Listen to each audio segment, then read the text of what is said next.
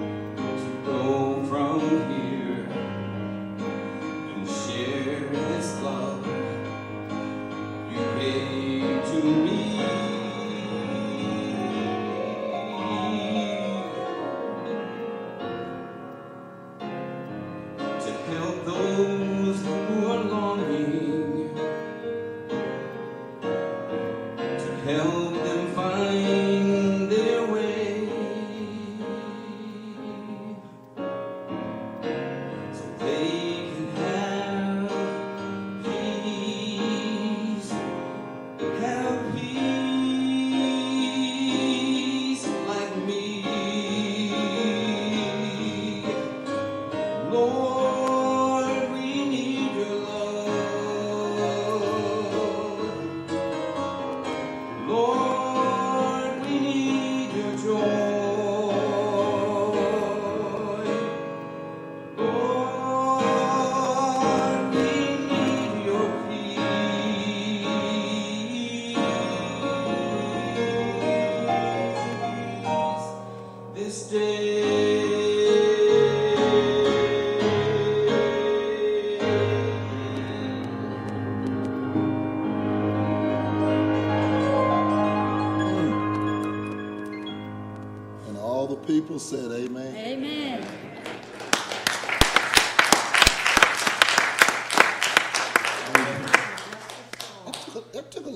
edge off of me. Not much. That's what the Lord. Thank you, brother. I needed that. Let's do another one then. Yeah.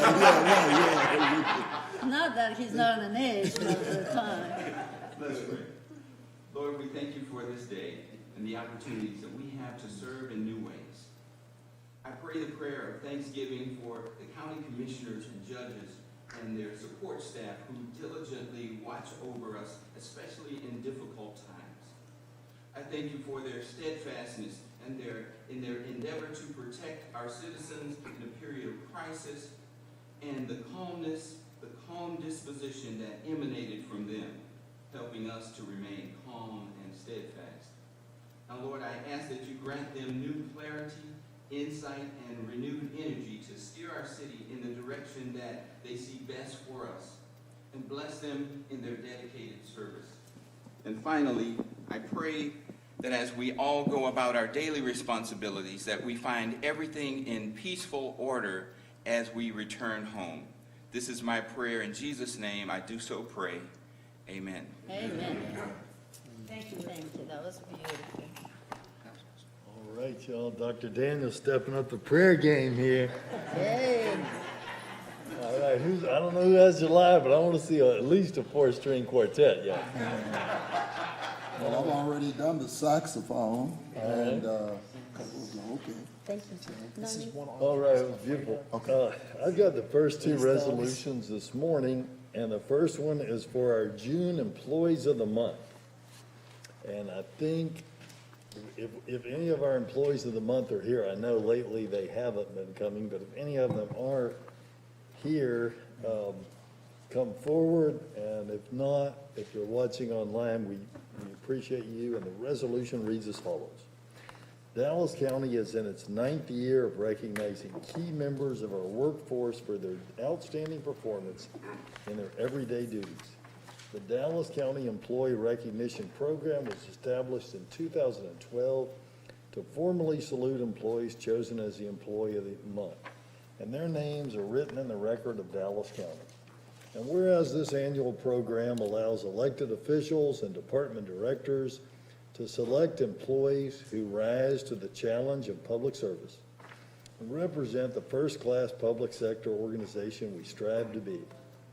And whereas the employees recognized today have been chosen for their hard work and dedication to meeting the demands of their individual positions and the overall strategic plan set each year by the Commissioners Court.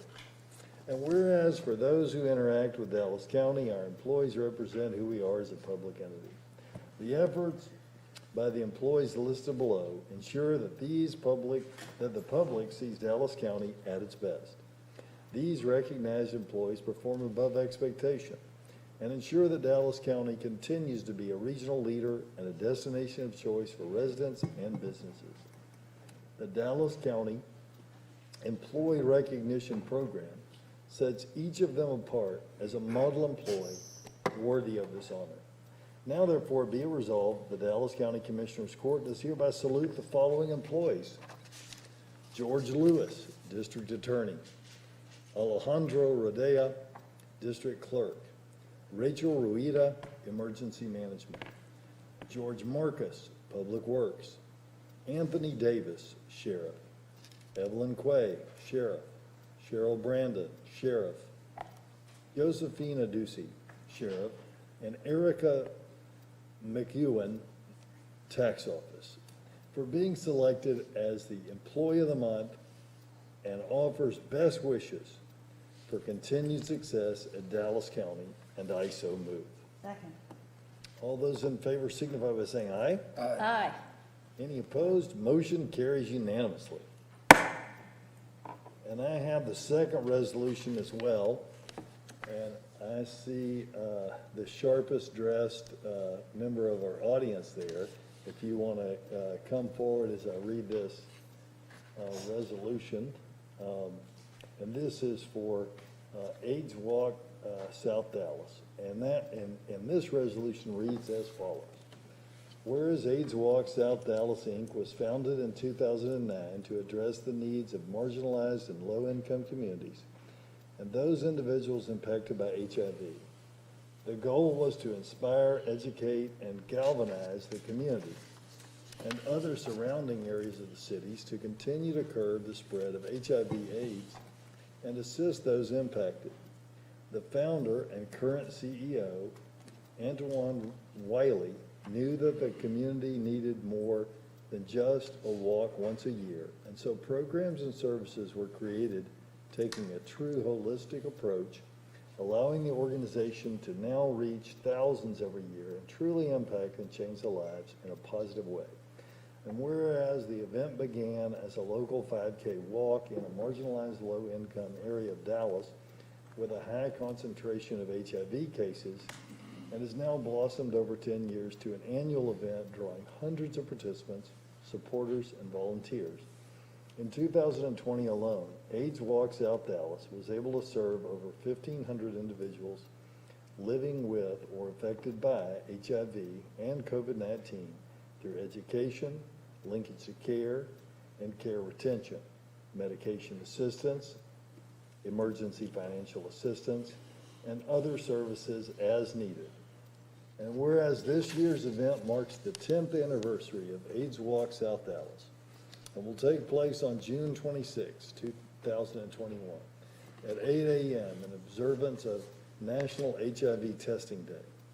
The 2021 walk theme is Intensifying the Fight for Health and Rights, and will be hosted at the historical Martin Luther King Community Center. The 5K walk run will start at the MLK Center and wind through the community and other historical areas of South Dallas. Live music, entertainment, and fun, courtesy of community partners, will headline the opening ceremonies. Now, therefore, be it resolved that the Dallas County Commissioners Court does hereby recognize AIDS Walk South Dallas for its 10th anniversary and shows appreciation for the organization's efforts to decrease and eliminate HIV/AIDS in Dallas County, and encourage all Dallas County residents to join in on the walk on June 26th, and I so move. Second. All those in favor signify by saying aye. Aye. Any opposed? Motion carries unanimously. Antoine? Good morning, everyone, and thank you, Honorable Judge Clay Jenkins and our esteemed commissioners, for this honor. You have supported us since day one. We have received a proclamation every year for the past 10 years, and we so appreciate you for recognizing and celebrating the work.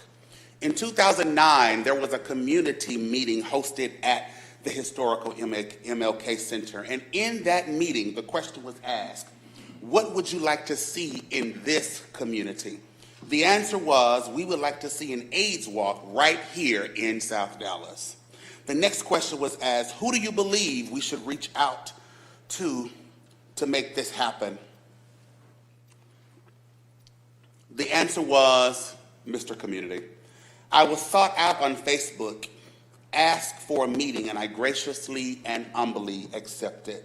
They shared the desires of the community, and here we are 12 years later with the first walk in 2010 and celebrating our 10th anniversary, which should have happened in 2020, but COVID-19. I am so grateful to God for instilling in me the wisdom, knowledge, and ability to create a walk, but also from that build an entire organization providing quality programs and services to individuals living with and affected by HIV and other health disparities. None of this would be possible without our incredibly generous partners, sponsors, board of directors, staff, and our community who believe in the vision and mission of AIDS Walk South Dallas, even pushing past the pandemic to make sure we continue to serve. We have taken on another passion of addressing COVID-19 vaccine hesitancy, and I'm happy to announce we will be partnering with Dallas County Health and Human Services to provide COVID-19 vaccines at the walk on next Saturday from 7 a.m. to 12 noon. Thank you to Dr. Philip Wong of Dallas County Health and Human Services. As I close, as a Black gay man that HIV has been living with for the last 28 years, and as a Black gay man that has had the honor of serving this community for 33 years, I so look forward to ending the HIV epidemic. Thank you so much.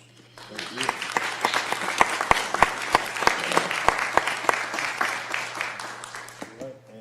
Commissioner Garcia has our next three resolutions. Thank you, Judge, colleagues, members of the audience. Today I have the pleasure of recognizing not only a great friend of mine, but someone that has dedicated her life to the community, to the Dallas community, to the Grand Prairie community. She cared deeply about children.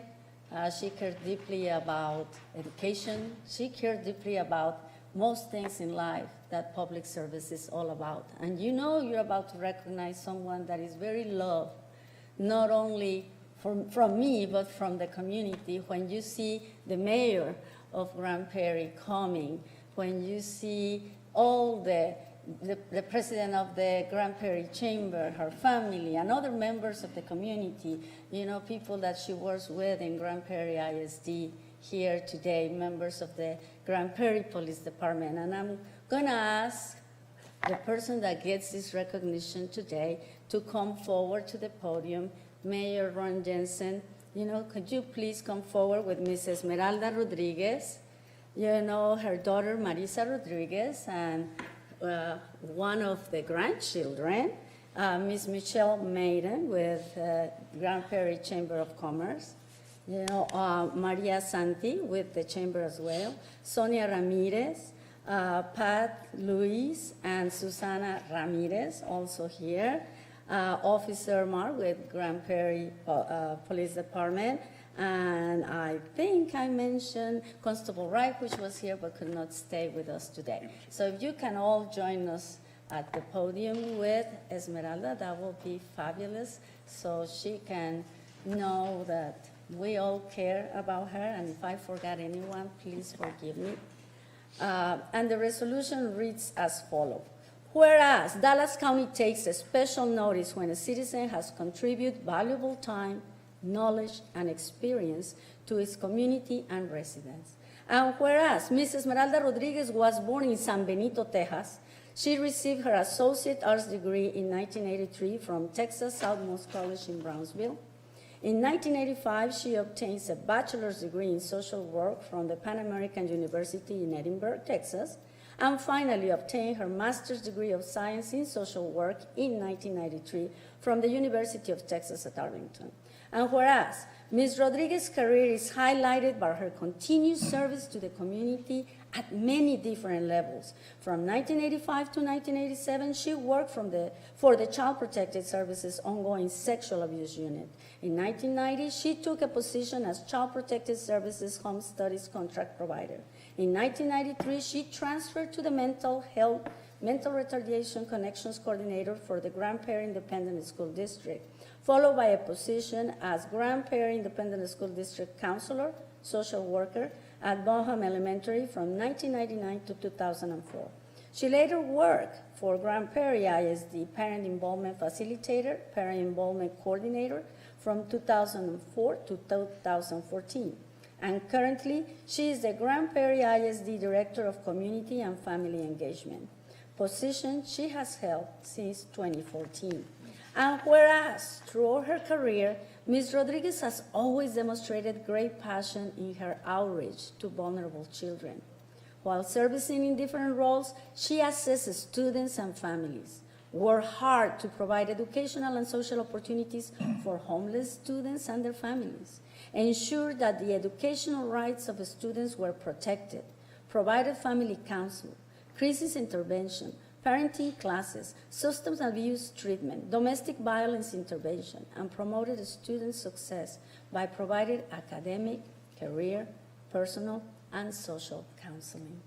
And whereas, additionally, Ms. Rodriguez has selflessly volunteered many hours of dedicated service to many boards and organizations such as Lions Club, National PTA Life, Grand Prairie Council of PTA Board, Grand Prairie Police Department Unidos at San Michael de Arcangel Catholic Church, DFW Hispanic Heritage Ambassadors, Grand Prairie ISD School Health Advisory Council, Grand Prairie ISD Bond Committee, Region 10 Migrant Advisory Council, Region 16 Advisory Council, City of Grand Prairie Library Board, Brighter Tomorrow's Board, Grand Prairie Crime Commission, Grand Prairie Schools Crime Stopper Board, Grand Prairie Human Services Coalition, and of course LULAC 45764. And whereas she has been married 36 years to Israel Rodriguez, and they have 2 children, Jose Israel Rodriguez III, who's a professor at the University of Wisconsin, and Marisa Rodriguez, which is here today, and has 2 grandsons, Matthew Rodriguez and Joseph Perez. And whereas after retiring, Ms. Rodriguez plans to go on vacation, about time, including going to South Texas to visit her mother-in-law, Maria Cosell, spend more time with family, and be more involved with the Lions Club. And she will be the district governor, starting in July. And whereas this year we join Ms. Esmeralda Rodriguez in celebration of her retirement after 36 years of outstanding and dedicated service. Now, therefore, be resolved that the Dallas County Commissioners Court does hereby recognizes and congratulates Ms. Esmeralda Rodriguez on her retirement and extends their appreciation for her leadership and her contributions to the students of Grand Prairie and Dallas County. Moreover, they extend their best wishes on her future endeavors, and I so proudly move. Second. All those in favor signify by saying aye. Aye. Any opposed? Motion carries unanimously.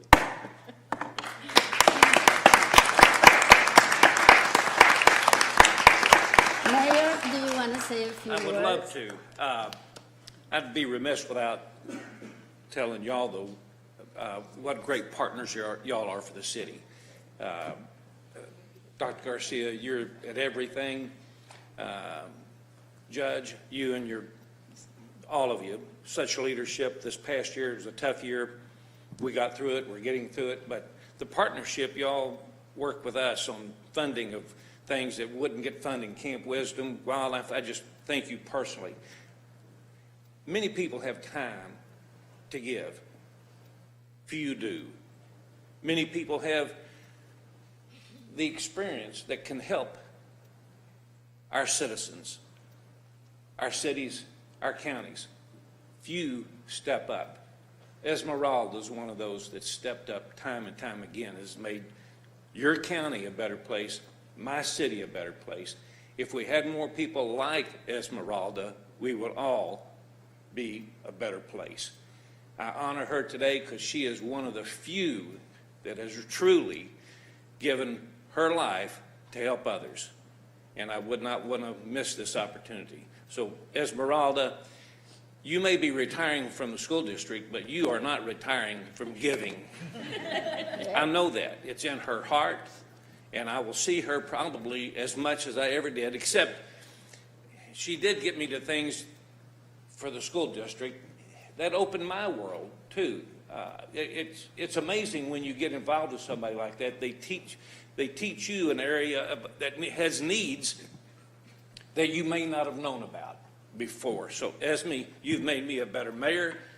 You've made our city a better city. Thank you, Mayor.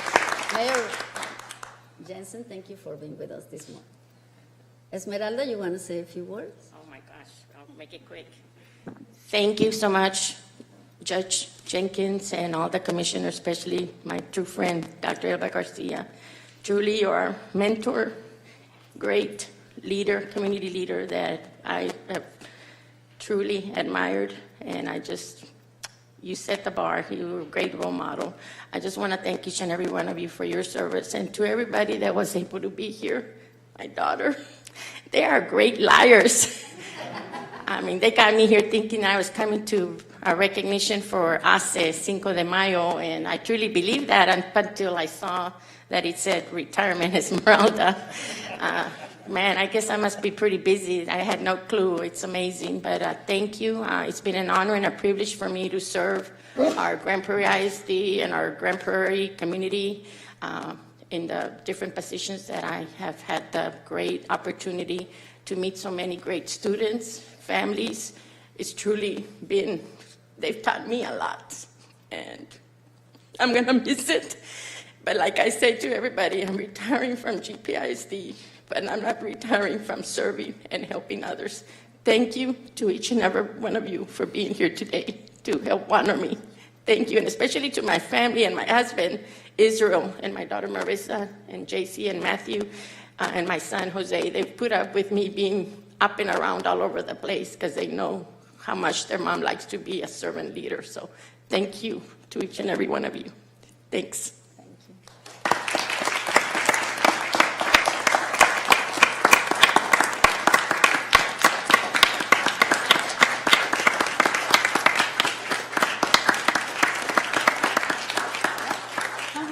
Everybody, so we can take a picture. It's funny how that works, community giants. Thank you. Thanks for coming.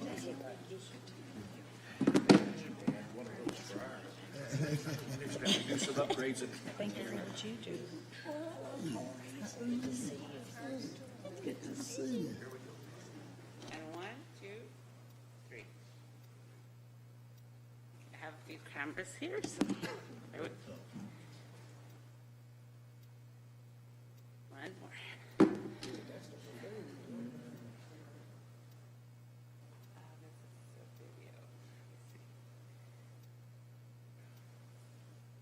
One, two. Okay. Thank you. Thank you all. Thanks for coming. Instead of Zoom on the RTC. She represents, you know, she does a great job on the RTC. Always ask good questions. Thank you to all for being here.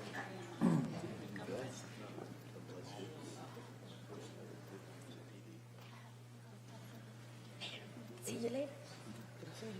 Okay.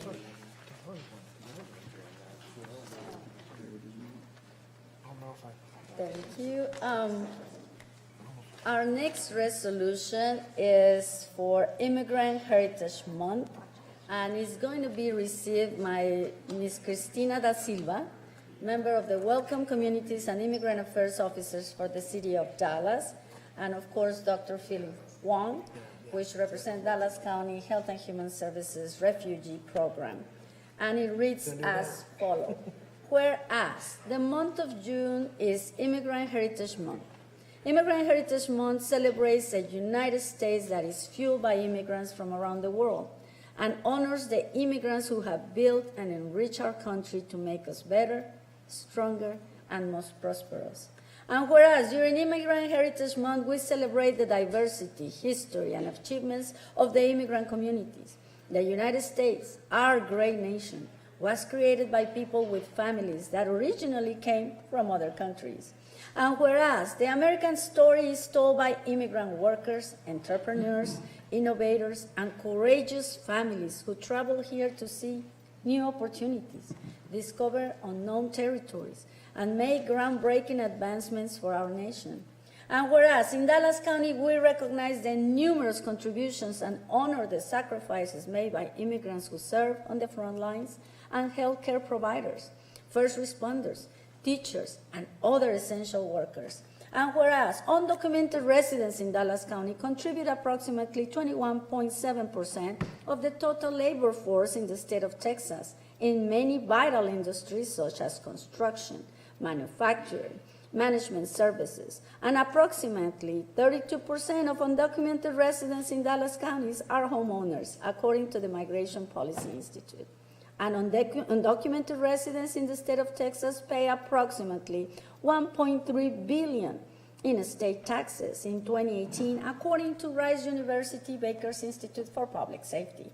And whereas immigrants in Dallas County account for 40% of Dallas County business owners and generate approximately $1.2 billion in business income, and the involvement and contributions to Dallas County economy and community have shown that undocumented residents are a vital piece to the success of Dallas County.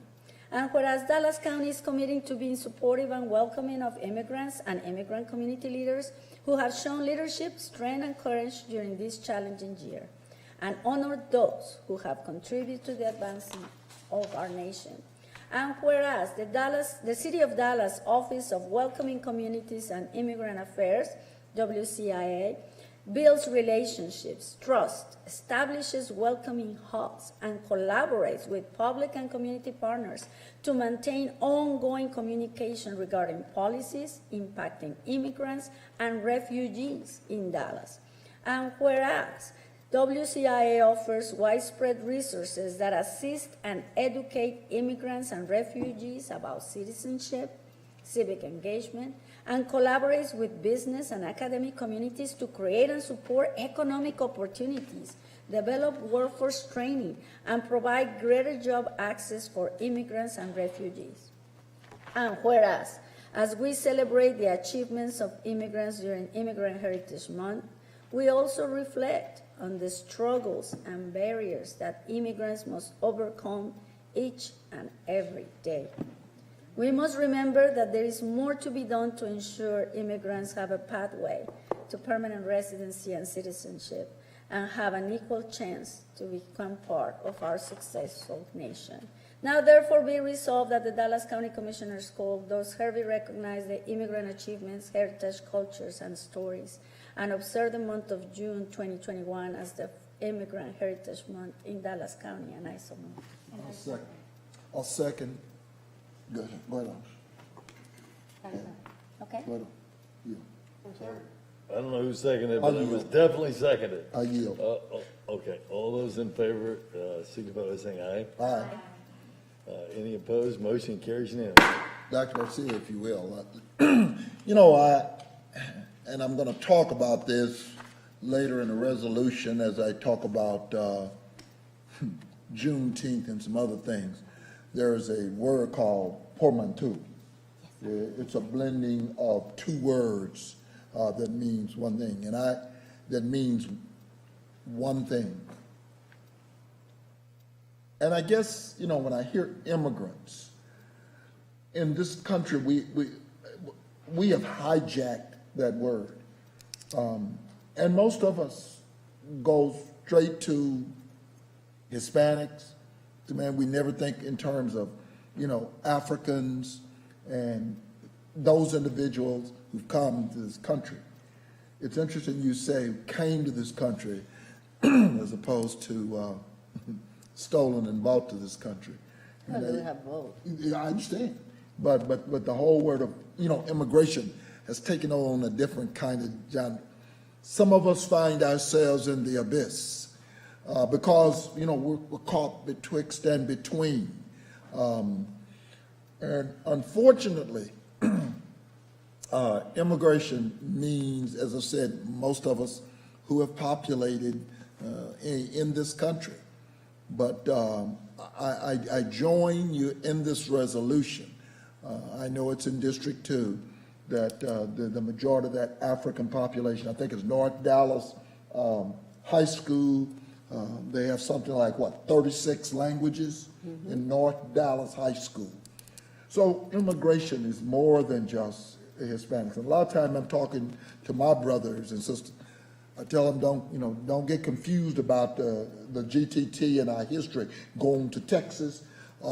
As we talk about Texas, Tejas being under Mexico's rule, number one, and number two, did not support the institution of slavery. Thought I'd just take the moment to, try to, get some of us aligned and centered. But nonetheless, I join you with that. And at some point in time, as we continue to talk about the narrative in this country, or in this state, but in this country, the narrative has got to be that we got to continue to speak the truth about what history is. And as W.B. Du Bois said, that's the only way we're not going to repeat it. And so, again, I wholeheartedly join you in support of that resolution, because that is the fabric of this country. That is the DNA, and it doesn't matter how much you try. At the end of the day, history is going to always reveal itself. And Ms. Da Silva, could you please come forward, Dr. Huang? Thank you so much. for being here. We really appreciate it. She, like I mentioned at the beginning, represents the Welcoming Communities and Immigrant Affairs Officer for the City of Dallas. Thank you, Ms. Da Silva. Thank you, Commissioner ELBA Garcia. Good morning, Commissioners. Good morning, County Judge. Buenos dias. My name is Cristina Da Silva. I'm the Welcoming Communities and Immigrant Affairs Officer for the City of Dallas. The Welcoming Communities and Immigrant Affairs Division is focused on the civic, social, and economic inclusion of immigrants and refugees in Dallas. As mentioned in the proclamation, 1 out of every 4 residents in the Dallas County is an immigrant, including myself. I think also I want to share that we know that immigrants have played a critical part of our workforce, including our essential workforce areas, health, industry, manufacturing, sanitation, including my mother, who was and is a sanitation worker in a COVID-19 ward. So we know that it is because of immigrants that we've been able to fight the pandemic. I also want to thank the county for being an excellent and incredible leader and partner as we work towards becoming a more welcoming city. The City of Dallas is actually the first city in the state of Texas to be a certified welcoming city. I think that's something to be super proud of, an incredible achievement. I want to say, I want to look forward to working with you all, the county, to continue elevating and lifting up our immigrant and refugee residents. And I think that this proclamation is definitely a recognition of how immigrants and refugees contribute to the vibrant diversity of our community and help our city prosper. Thank you. Thank you. I want to say, Doug. Thank you, Commissioner Garcia, for this resolution. And it is also very personal to me. My father was an immigrant from Taiwan, came to the United States for education. My mother was born in the United States, but was the daughter of immigrants from Japan. And they moved to Dallas when I was 2 years old, so I grew up in Dallas as an immigrant family. And so I think your resolution really highlights the contributions of the immigrants in our community. You know, when I was looking at just how many different countries and places are represented in Dallas County, I mean, Mexico, El Salvador, India, Vietnam, and then 140 plus other countries that have immigrants that are that call Dallas County home. And again, I think Commissioner Price's point, you know, so many, there's so many of our population that have immigrant roots, and so again, I think that the contributions that all the immigrants that have made up, as you said, the fabric of our society and our community are so important, from the economic, workforce, education, and cultural aspects. How boring it would be in our community without all the various ethnic representation and everything that we have. So thank you for your resolution. And again, our refugee health program is an important part of welcoming new refugees to the country and helping them get some of those initial health services and get integrated in the community. So thank you. Thank you, Dr. Huang. Ms. Da Silva, would you like to have a picture with us, Dr. Huang, as well? So I'm sure that, you know. Before we do that little bit, which is very important too, I would also like to say that Dallas County is a welcoming county, one that has established itself as that. It is so appropriate to recognize this. In my past life, I worked with Dallas ISD, where Conrad High School had 92 languages spoken there, because Vickery Meadow is one of the areas in Dallas County that Catholic Charities welcomes refugees from all over the world to live in that part of the county. So it is just so fitting that we would have this kind of a resolution here. People kind of go, well, how can that be? Well, who knows why, but the mosaic that is created is something that I am very proud of and bring us together and take advantage of. So thank you, Dr. Garcia, for bringing it up, and for our partnership with the City of Dallas and everybody else for what we do and how we're going to make things better. Thank you. Thank you, Commissioner Arnett. Mrs. Silva, could you please come with us? And thank you.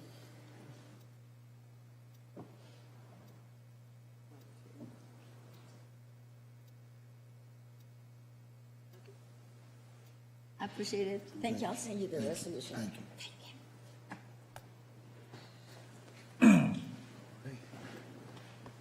You know, it's interesting, and every chance I get, I'm going to thread history. During Katrina,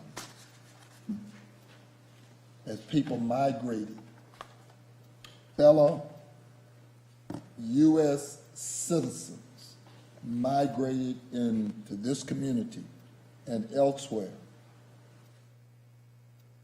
It was interesting how the media, again, began to talk about them in terms of refugees.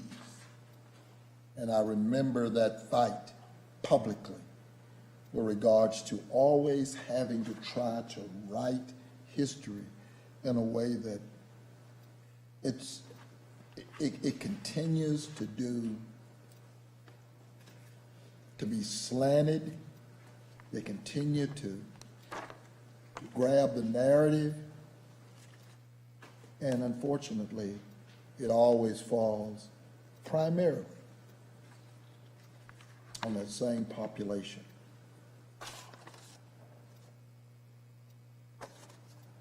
When she talked about Vickery Meadows, we went into Vickery Meadows and worked that community, and it was a challenge. That's a challenge. And we hope that comprehensive immigration reform continues to be in the back burner of this country, and we hope that this changes for the benefit of all of us. Thank you.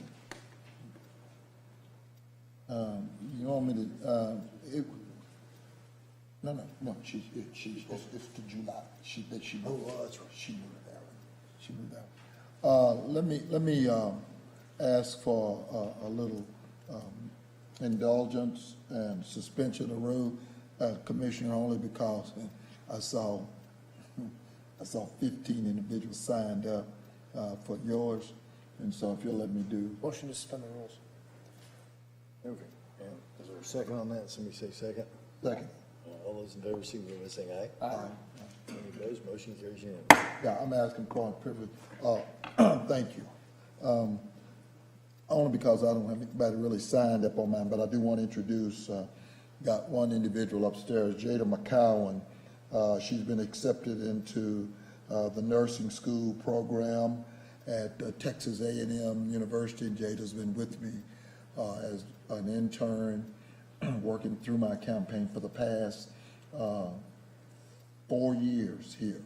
And so we're very, we're very proud of her. Brianna Brown, who is now a graduate of TWU, interned with us and now a nurse practitioner at Parkland, came through my program as well. And so today I get a chance to introduce Alana Collins, who is a graduate of the Catherine Gillum Collegiate School. She's also been accepted in the Texas A&M Commerce Criminal Justice Program as a junior because she came out of the collegiate school at Catherine Gillum. So Alana, glad to have you. She's here.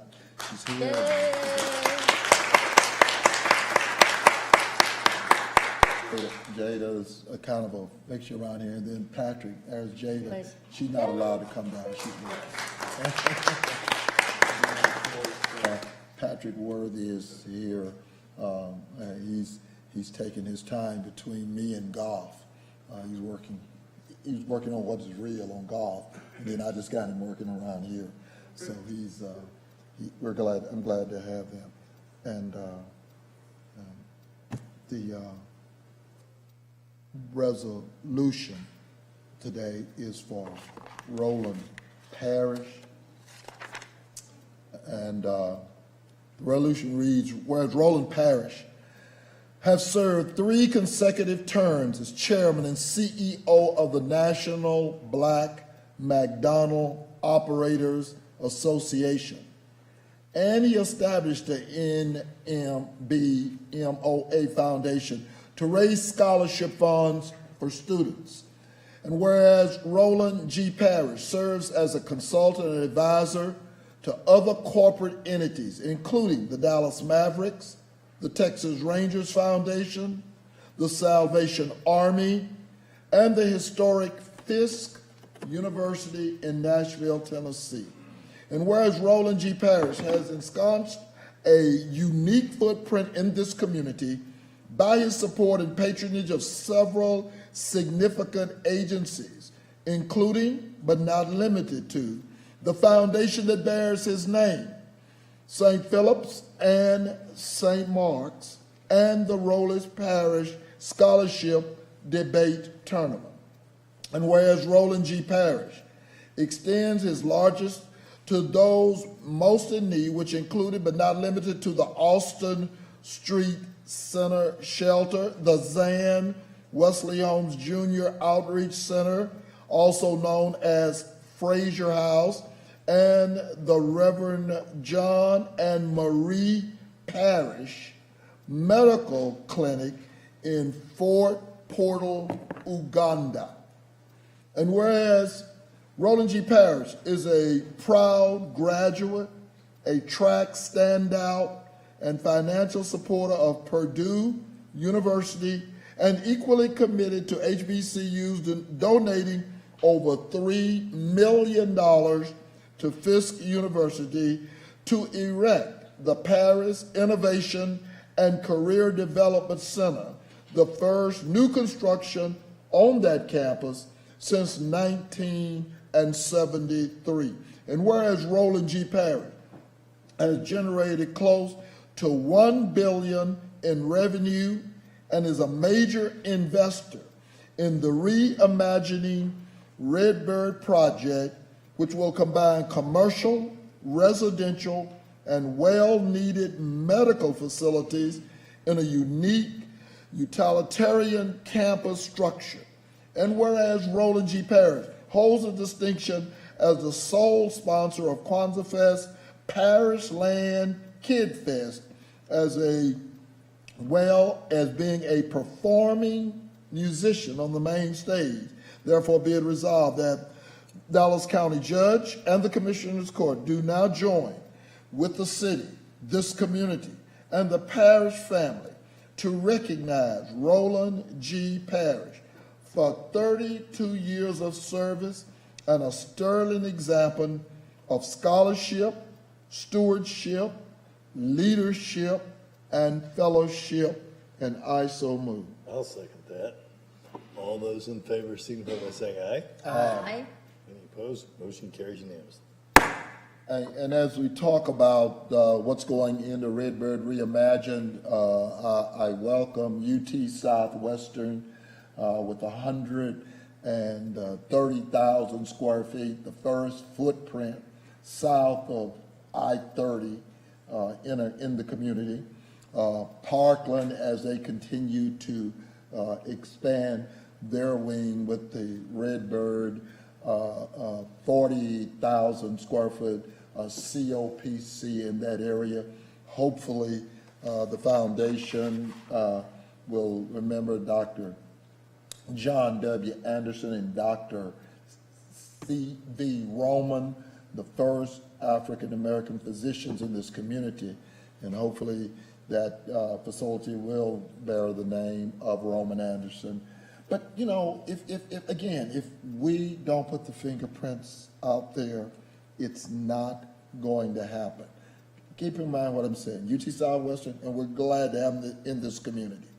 But it's the first footprint south of I-30 to a community that is definitely in need of medical care. So I just want to thank Roland Parrish for it. Could have gone anywhere. Some of us remember when he was in Pleasant Grove, and it was just he and his wife, and a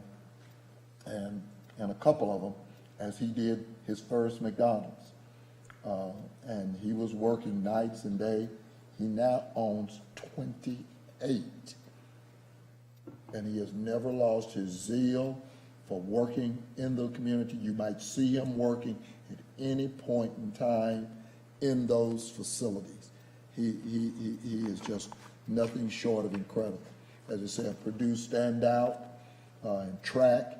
He also sponsors the Black Sports Hall of Fame that is housed in the African American Museum of Life and Culture.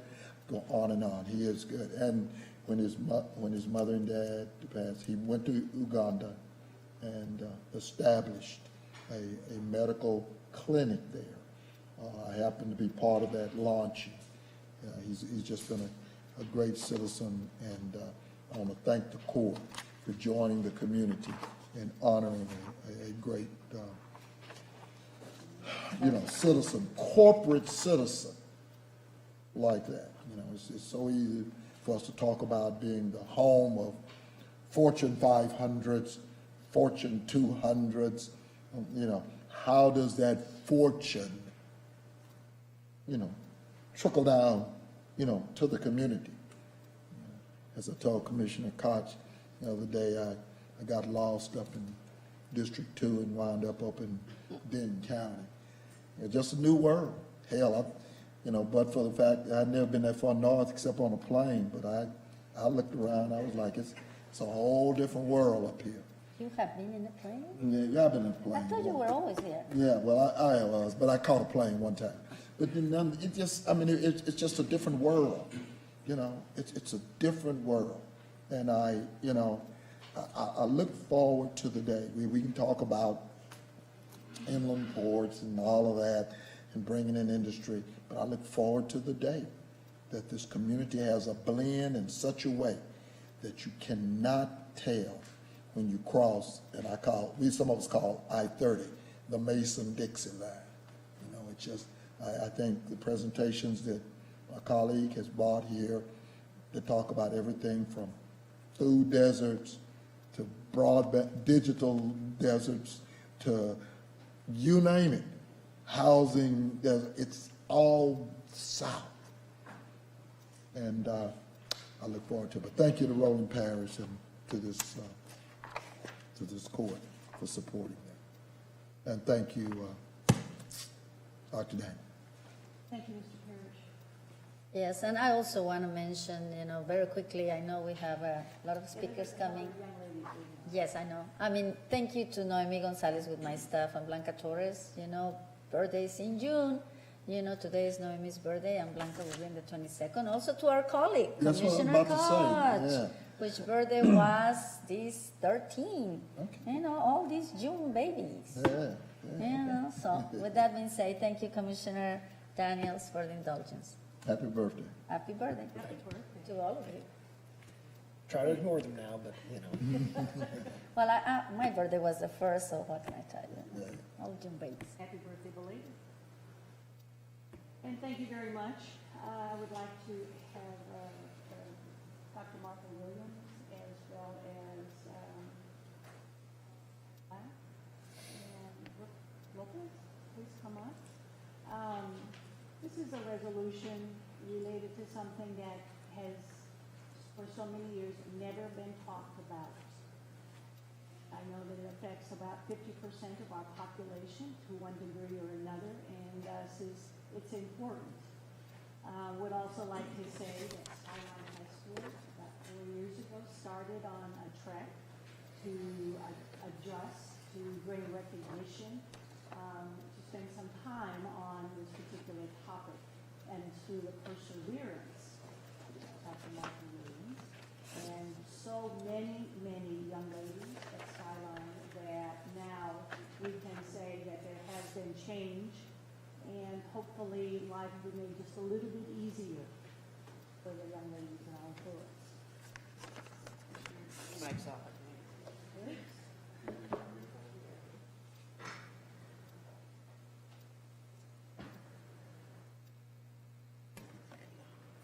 Okay, so all that was for naught? Is that what you're saying? Although somebody heard it, and that's appreciated. But I would like to read this. Whereas the United Nations has declared that access to menstrual hygiene products is a public health, gender equality, and human rights issue, as a lack of access prevents half of the population from full societal participation. And whereas in 2019, the first State of the Period report was released by the organizations Thinks and Period. They found that 1 in 5 teens had experienced period poverty. A second study was released in May 2021 and found that COVID-19 had only made the problem worse. Of the 1,010 teenagers they spoke to, 23% said they struggled to afford period products, and 16% said that they'd chosen to buy period products over food or clothes because of the pandemic. Whereas more than 86% of individuals start their period unexpectedly in public without the products they need. Failing to provide menstrual hygiene products places menstruating students at a distinct disadvantage in school by causing them to miss critical time in the classroom.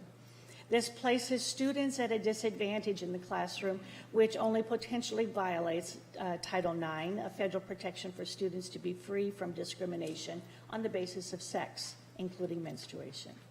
Whereas in Dallas County, a group of students from Skyline High School's Ignite program pushed against this disadvantage by advocating for the Dallas Independent School District's Menstrual Equity Campaign, an initiative to bring product dispensers with free pads and tampons to all secondary schools in the district. And whereas the district accepted the Menstrual Hygiene Campaign proposal in an effort to provide an equitable learning environment for menstruating students. They have since installed dispensers in all high schools and provided for dispensers in all new secondary school buildings. The district is dedicated to expanding the installation of dispensers in middle schools and continuing to provide free menstrual hygiene products for students at all secondary schools. And whereas the commonly recognized definition of menstrual equity is partially defined as the affordability, accessibility, and safety of menstrual products for all menstruators, but it's more than that. Menstrual equity is a human rights issue. It directly impacts the way people perceive themselves, their confidence, and their standard of living. 62% of students said they felt the world is not set up for them to manage their periods with full confidence. 58% said they are negatively affected by negative associations with periods. And whereas the definition of menstrual equity continues to grow and change as voices from all over the world continue the conversation about period health, product access, affordability, education, and safety. Now therefore be it resolved that the Dallas County Commissioners Court does hereby honor the courage and tenacity of a group of high school students determined to provide a more equitable learning environment for menstruators. The members of Ignite are the embodiment of what women throughout history have fought for, and I so move. Second. All those in favor signify by saying aye. Aye. Any opposed? Motion carries unanimously. Just wanted to say that Skyline High School, too, there has been a student intern in my office since I was elected in 2012. COVID got in the way of it a little bit, but I look forward to meeting, talking with, working with the young ladies from Skyline High School because, as they always say, this is our future. And this is our future that says we are going to be fully part of this world. Dr. Martha Williams has been with, is now retired, but had been with Skyline for so many years in one of the clusters that encouraged the participation of the students at Skyline in the community at large. So, Dr. Williams, if you have a few words to say. Yes, thank you. I would like to introduce these two ladies, but first to thank you all because 4 years ago y'all were part of our inspiration and guidance, and I thank you for your support. I'd like to also say that Ignite came to Skyline directly through Clay Jenkins' mother, Joanne, and her dear friend Betty Boyd. So I'm really grateful to them too. One of the great things about being in the Advanced Social Science Magnet program was the opportunity to mentor students for 4 years. And Michaela Black is one of those people who's worked on this project. She's just finished her first year at the University of Texas at Austin.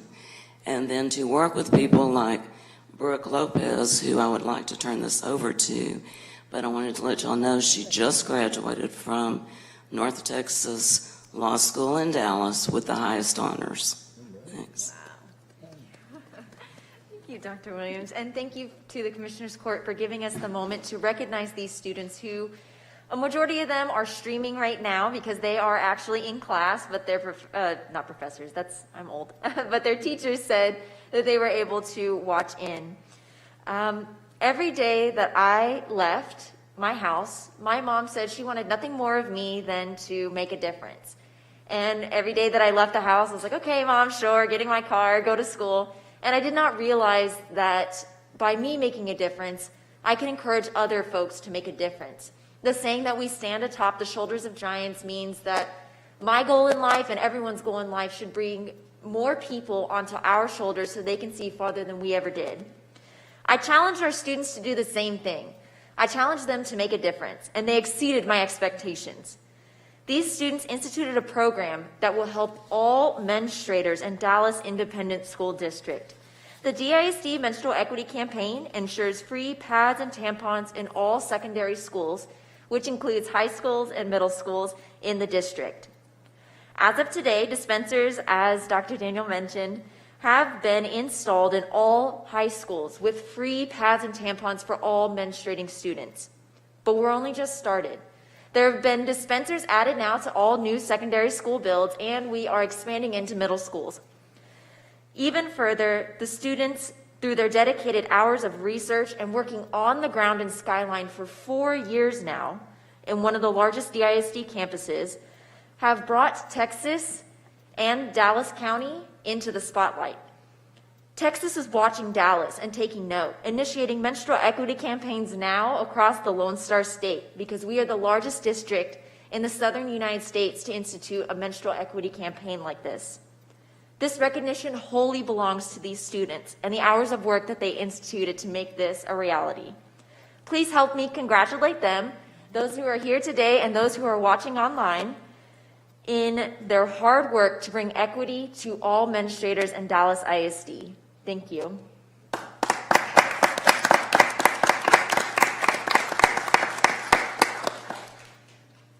Martha, don't we want just a really quick little picture with you guys? And while they're coming, thank you, Dr. Daniels, for bringing this resolution. And of course, Ms. Lopez, it's always so great to see you. Dr. Williams, thank you for your leadership. The reality is that Ignite continues to develop the leadership of the future in many different ways, in many different programs, and that's truly appreciated by Dallas County. Would you please come forward?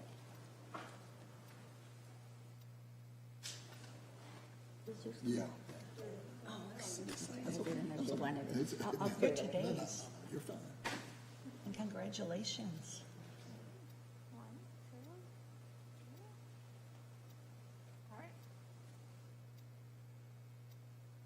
Thank you all. Thank you. Thank you, Martha. Congratulations. Women leadership. So we're going to have speakers on this, or? Yeah, we have a lot of them. Well, I think they're streaming. They're actually in school. They're in class. Okay. Well, see, I Is that couldn't true? tell, but they Is that true, signed up to Dr. speak. Williams? Yeah, no. Yeah, that's okay. Stay here. Yeah. Right now, so they couldn't actually speak, Right. but they are all watching. Oh, I got you, okay. Can I at least mention who they are so that just to say thank you? Because I do recognize some of these names. First of all, of people who have been involved 4 years ago and who were interns with me.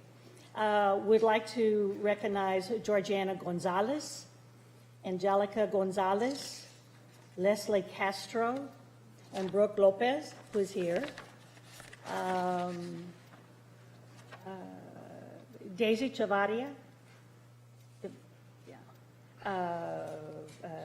Dalila Ortiz, Vanessa Diaz, Maria Gandara, Anayeli Espinosa, Paulina Nájera, Michaela Black, who is here. And I think that is it. But from a work of a lot of people, something has changed. And as you say, keep the changes coming. So congratulations, and thank you very much for all you've done and for all that you're going to do tomorrow. And before we end, I want to mention the name of Aline Segura, who was the student that helped get this all started. and we were very blessed to have her as an intern in my office. I recall the story of, we were too much into that, of her being in the bathroom and inspiring getting this started. So,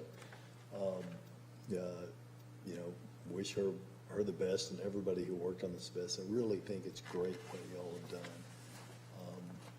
It's something as a man I never thought about until they came to talk to me about it, and so glad that you did this. Really good job. Interestingly enough, the number of guys who came up to me too, who remembered incidents in high school when they noticed things happening, and also recognizing that it was something that they did not have to go through, but the impact on their friends and fellow students. So it's something something that we have not talked about, but that does not mean that it does not have a negative impact. And if we can do anything to change that. Thanks for doing And it points out to the importance of women leadership. Muchísimas gracias. Thank you, guys. Now we turn to our presentations. Our first presentation is from Health and Human Services, Dr. Wong. Okay, where is it? While he's coming, Judge, look, I realize some folks think, we work 20 hours, but getting these dadgum presentations late at night, come on, you got to do better. I don't know if that means that Dr. Wong is trying to put his fingerprints on everything out there, and if so, what the hell does he have staff for? And he's not the only one. I mean, we cannot, even though we get, some of us get it 4, 5 o'clock in the morning, 6 o'clock. These dadgum presentations cannot come that time of the night. And I said yesterday, and I mean, we really do read over some of this stuff. And that's just, it's just unacceptable. It's unacceptable to get those reports in, late at night and got court the next morning. Is there any reason why it cannot be submitted by the addendum deadline on Friday before court? I try to put the latest data in there that we get from the day before, so that's actually like what will be presented and released today. I could put older data in it and get the presentation. Yeah, but last night? Come on. What was the preference of the majority?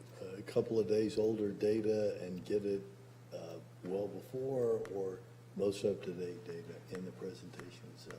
Well, but Judge, keep in mind now, we're talking about bi-week for the most part, and, we get it to. Well, I'm not arguing with you. No, I know you're not. Majority want. No, I got you.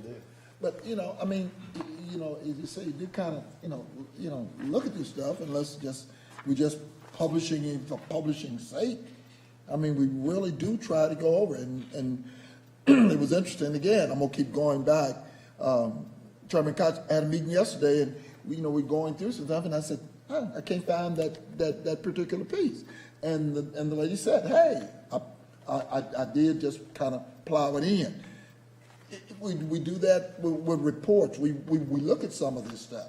Now, again, if it's strictly just Republican view, I don't. Some of those changes, and Commissioner, trust me, I get where you're coming. I mean, of course, I'm awake when this came out. But, with that being said, darn if you do, darn if you don't. We want the latest or not. And some of these changes happened yesterday during the day and late afternoon. So, while I understand, that we don't like to be unprepared, Dr. Huang, I appreciate that you have the latest numbers. That helps us all. Well, amended. Give us the deal. Some of the data we don't get reported over the weekend, so then Mondays comes in catching up. So let's do it this way then. Any slides that are done by Friday, agenda day, go ahead and get those. And then those last three, and you might even get us old data if it's not too much trouble.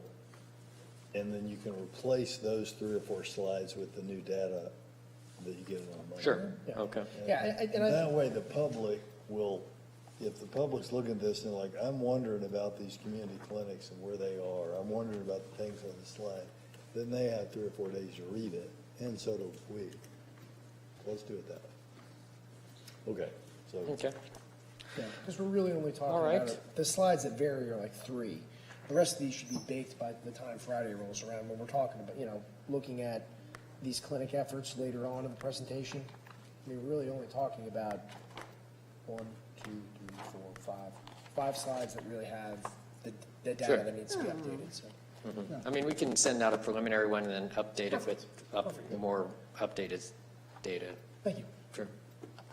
Okay, let's see. And you're not the only one. I got some other stuff later now, but I'll talk about that later. Okay, it's not advancing for some reason. Well, I mean, you're up at 4, right? So you got it an hour after it's off the press. Yeah, right. Can't get the slides to advance? Now, the good news, we don't have to talk about the change of colors anymore. Yeah, exactly. So it's not going forward? Yeah, see, yeah, Great. There we go. So since the last meeting, we did move from orange to yellow. That did reflect that, some sustained improvement in all of the metrics. COVID number of cases decreased from a 7-day average, rolling average of 141 to 85 per day, an adjusted rate under 5 per 100,000, and the latest was at 3.2 per 100,000 cases. The emergency department visits, hospital census, hospital COVID admissions all decreased and are under the threshold for moving into yellow. The percent of beds occupied, and I'll show you some of these by COVID cases in medical surgical wards and the ICU are well below the threshold.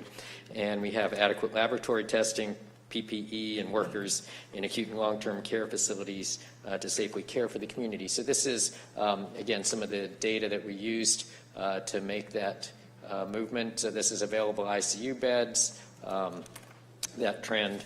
That one actually has come down a little bit in the last few weeks, but this is the suspected and confirmed emergency department visits in the prior 24 hours, and this is the one that really, shows the whole course of the pandemic from the very start. But it's still slowly decreasing, and we're seeing to continue to decrease, but it's also sort of plateaued there. It's not going down to 0.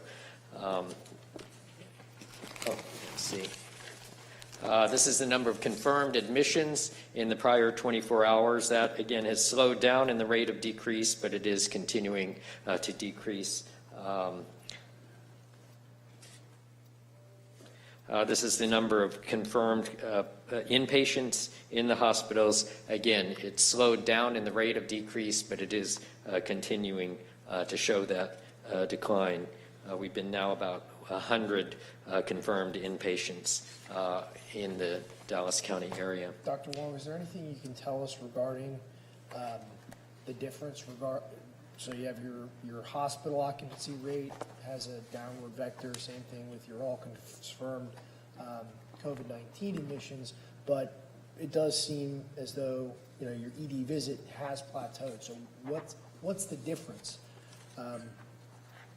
We have the top of the funnel being the individuals that are coming in suspected of COVID-19 into the ER, and that's flat. But the other 2 later parts of the funnel, do I need to admit you? Do I, that's going down. So what is the difference in this population that's showing up to the ER now? So that is, and can speculate on some of that. The confirmed, inpatients are those that are tested and confirmed positive.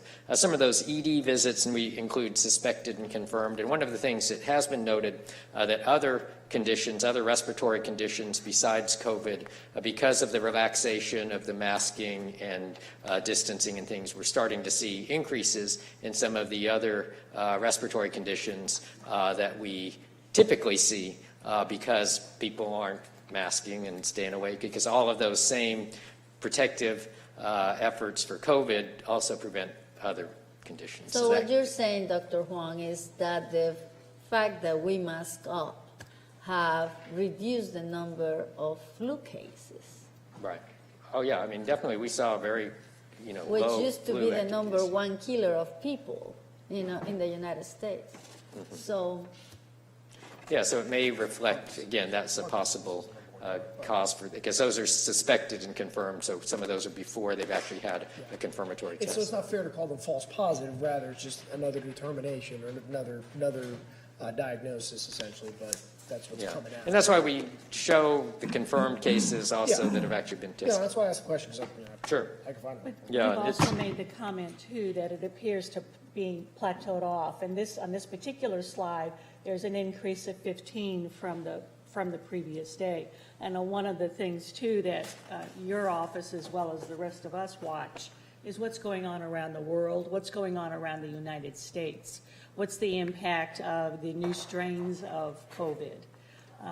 And I guess from what I see from this is stay alert. I mean, is that? Yeah, I mean, something we that you're definitely, also you know, we are not, we're at about 55% of persons 12 years and older who have received at least one dose of vaccine, so there is still 45% that haven't. And there are the new strains that are still, we know, are circulating. So that's why we've said we still have to have some caution and be careful. It's not, we haven't conquered this yet. But, and then finally, this is the deaths, which is the trailing indicator. Unfortunately, those have continued to show declines also. Are you able to differentiate when you talk about the deaths with the variant viruses? Are you able to be able to distinguish it in a way that we say, well, we know it's present in the area? Well, what about death? I guess the question is, does the distinction make a difference? I mean, we've seen a lot of the variants. Some have been identified as more contagious, but at least to my knowledge, none have been identified as this is so outside the normal variants that it is causing for a different course of treatment, or it's not effective regarding the vaccination. I think in all instances we've seen pop up, it appears as though everything regarding how we respond to it is the same. Is that a fair assumption? And can we continue to kind of lump everything in together until otherwise notified?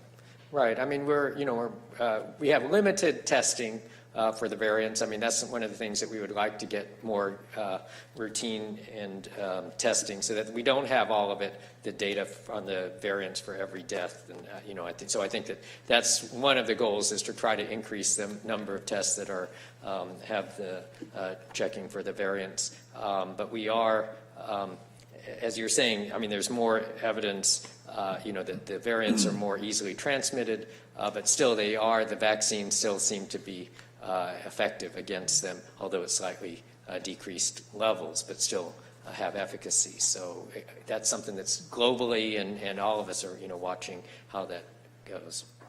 So, Central focus on getting people vaccinated is still a number one priority. Right, absolutely. Getting everyone, the people who have not received vaccine yet, it's still priority to do that, because that's something I didn't emphasize in terms of the moving from orange to yellow. The CDC has put out more guidance for people who are fully vaccinated, and where you can essentially do more things, don't need to wear the masks in these settings. But that doesn't apply to people who aren't vaccinated, and so that's where the yellow, the guidance on yellow, is relaxed a little, but there is still people who aren't vaccinated should still be doing this. And while you broached that, I was going to wait till a little bit later to talk about it. You mentioned, we haven't conquered COVID yet. It seems probably more likely that we're going to be dealing with COVID-19, this strain, and then perhaps even other strains, for the coming years. Like, this is not, this will never be over in that, 2 and 3 years from now, we're still going to be monitoring this.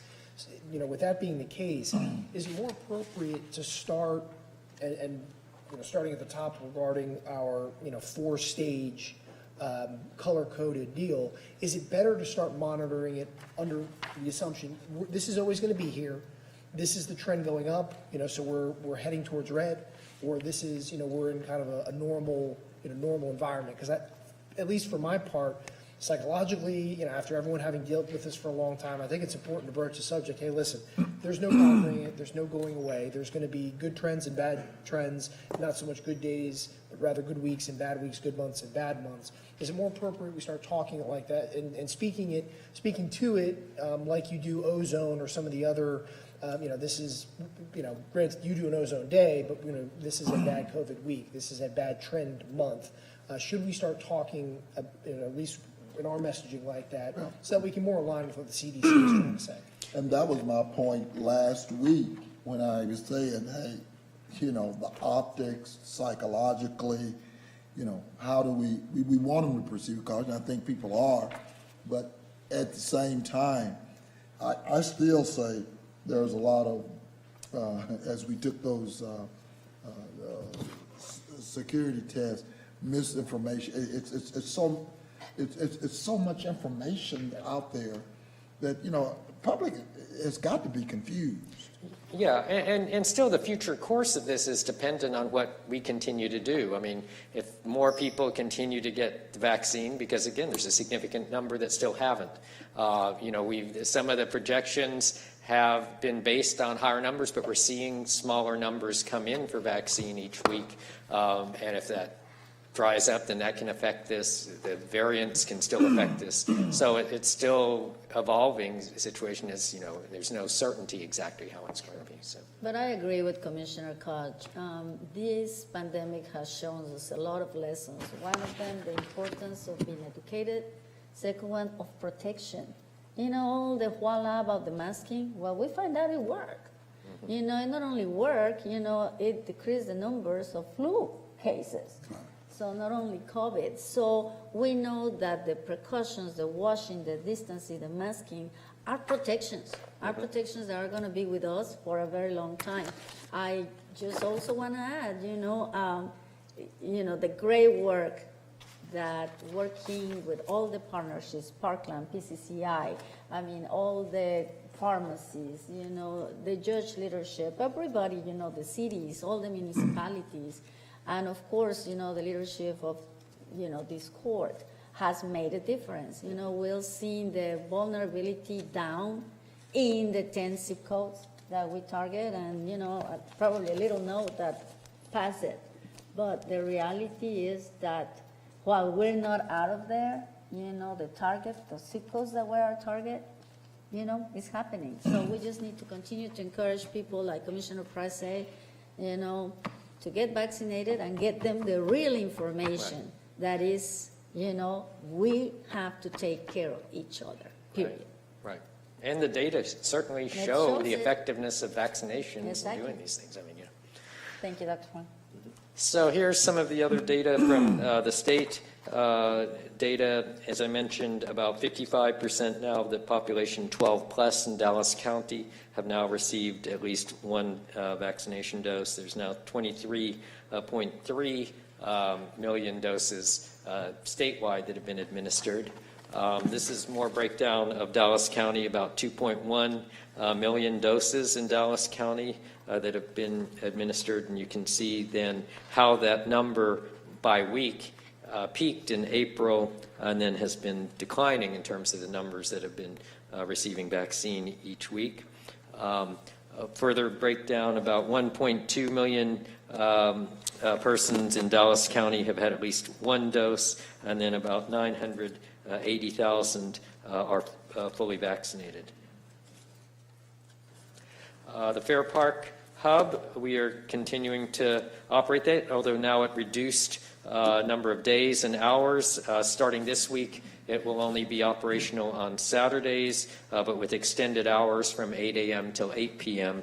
Thus far, about 494,000 doses have been administered. We're hoping to get to the 500,000 mark soon. But we're also planning, and it's a good thing that there are more availability places to receive vaccine, the grocery stores, drugstores. We're also doing a lot of pop-up sites and working with Parkland, with City, and I'll show you some of those shortly.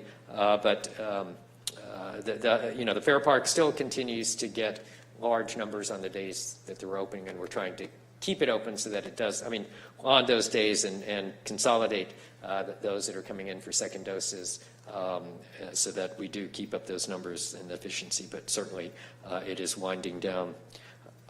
When we look at the Fair Park site, this is that breakdown, again, all of the data for the electronic records that we have through Luminaire.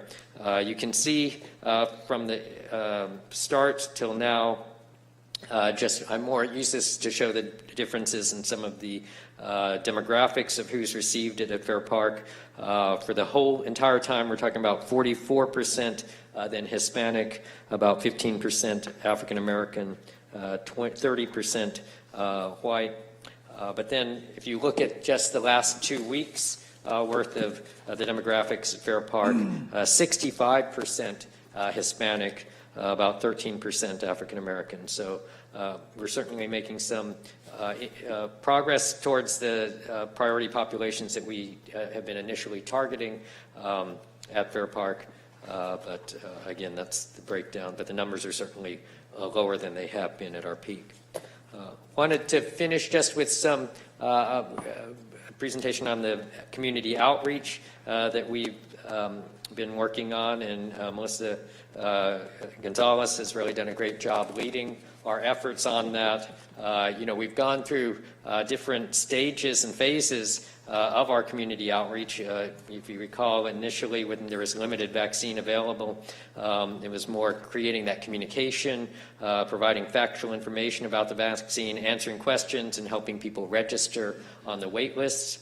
Then as there was more vaccine availability, we started working with rec centers, other community partners, setting up sites for people to get transportation to Fair Park, and we had buses and things that were organized to bring them to Fair Park, and also help make appointments for the Fair Park vaccination. And now that we're in the phase with more widespread vaccine availability, doing more of the pop-up community vaccination events. And some of those are publicized through mass text messages and block walks in the areas where these clinics are being held to get people out for those events. We've had bilingual community outreach teams. They've gone to shopping centers, rec centers, libraries, churches, bus stations, supermarkets, other businesses, registering and making vaccination appointments for the persons. They've also been helping the community not just with awareness, but also to answer questions and address a lot of the misinformation that's out there that's leading to some of that hesitancy. Yeah. I just wanted to make comment, too, of the number of people, because I routinely go out and visit the places where registrations and vaccinations are being done in the community. And the team of people from HHS, Marissa Gonzalez is golden as far as I'm concerned. Their willingness to get out there doesn't make any difference. Evenings, weekends, they are out there talking with people, being an advocate for public health, and for that everyone plays a part, that community, public health is everybody, all of us together. And in fact, I'm just noticing she keeps me apprised of what's going on in the community, because one of our challenges has been, how do we do the community education piece? And I know that there are efforts being made right now. We had hoped that looking at the census blocks that had the greatest need and the least participation, that we could target those, but that's been a little bit difficult. What kinds of plans do you have, HHS, have to continue in that efforts to vaccinate? Yeah, and some of the slides coming up will show some of that. We're still trying to use the data from PCCI to identify the areas that have the lowest vaccination rates and target these pop-up. We're learning more in partnership with the city and Parkland, which sort of strategies tend to get more. Some of these it's smaller numbers, but every shot in an arm is a good thing. But some of them get fewer people or have fewer attendees. But again, every shot that we can get in is good. And so we're getting to that point that it's getting harder to get everyone. Each one that we get is harder, more effort perhaps. And again, Marissa's done a great job with coordinating. Echoing what Dr. Daniels just mentioned, not only Marisa, Armando Martinez, Marcus, Laura, your intern, they all hit the ground running. I've seen them several times coming into an event without eating or with half of the food as they walk in the sun, in the rain, day and night, after hours. They have been the true heroes, in my personal opinion. Yeah. And that's what we're hoping this after COVID, you know, we keep building on this for other efforts in the community. This is, we're trying to build that community outreach team. Some of the resources that we're getting to support COVID, again, we want it to build that infrastructure further so we can do this once in other, for other issues in other too. areas. Yeah, so thus far the program, they've attended or organized 162 vaccination outreach events since January, registered or made appointments over 9,400 residents. You know, during phase one, again, that made only vaccination appointments who lived in those 17 priority zip codes and were over 75 and had at least one underlying medical condition. Then, you know, as more vaccine became available, the minimum age requirements dropped. We opened up appointments to more people, still focused on the priority zip codes, and now it's offered to everyone 12 years and older. We're with the vaccination clinics. We're actually working with the state, city, Parkland, local vendors to provide actual vaccination sites. As I mentioned, we are trying to prioritize those locations based on the data from PCCI, the zip codes with the lowest vaccination rates. Also just strategies on events that are already occurring to reach people that are bringing in a large number of people to these events. So, you know, we're partnering with faith leaders, schools, recreation centers, libraries, community centers, local businesses. We've organized 23 community pop-up vaccination sites from May 14th through June 14th. We work with a vendor to text people who live in those zip codes that I mentioned where the vaccine clinic's located. Texts are sent 2 to 3 days before the event and give the event details. And then the outreach teams also block walk these neighborhoods to notify the community about the event. How are you verifying who's that vendor? Pardon? Who's the vendor that's texting into those areas? I can get that for you. I'm not. I want to know, but primarily because, as I said, you know, one of the things we've done is we've isolated. In fact, for our event this weekend, vaccination celebration, we got our own person to text because I wanted to check to make sure that not only that, I can zoom a voice into those zip codes. I'm linked into those zip codes. There's several. And so when I hear text, I think people just throw it, you know, I hear it, but we need to start managing and following through so that we can measure exactly what's going on. I will know this weekend, and it had nothing to do with other than the fact your staff's going to show up for vaccinations. The rest of it has been on us.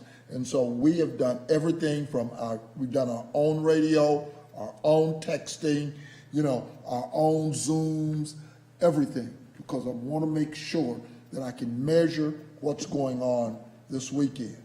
And so, again, when I hear that texting, I want to know who's doing it, number one. And then I want to know how we're measuring the outcome of how successful it was. Sure. And so the vendor is Public Results is the name of the vendor. Who? Public Results. Okay.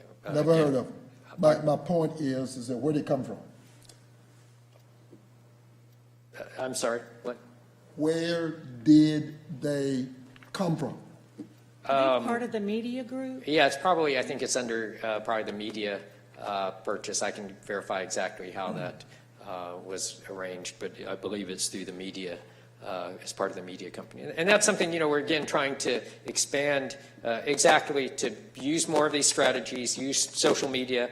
And again, we're using COVID as a start, but as you'll hear in some of the other things that we're starting to try to build the infrastructure to take these lessons and things from COVID to apply to other issues. And we want to build exactly that. You can take the lessons, but if nobody's managing it, again, you're going to hear me on one of your other pieces that you have today.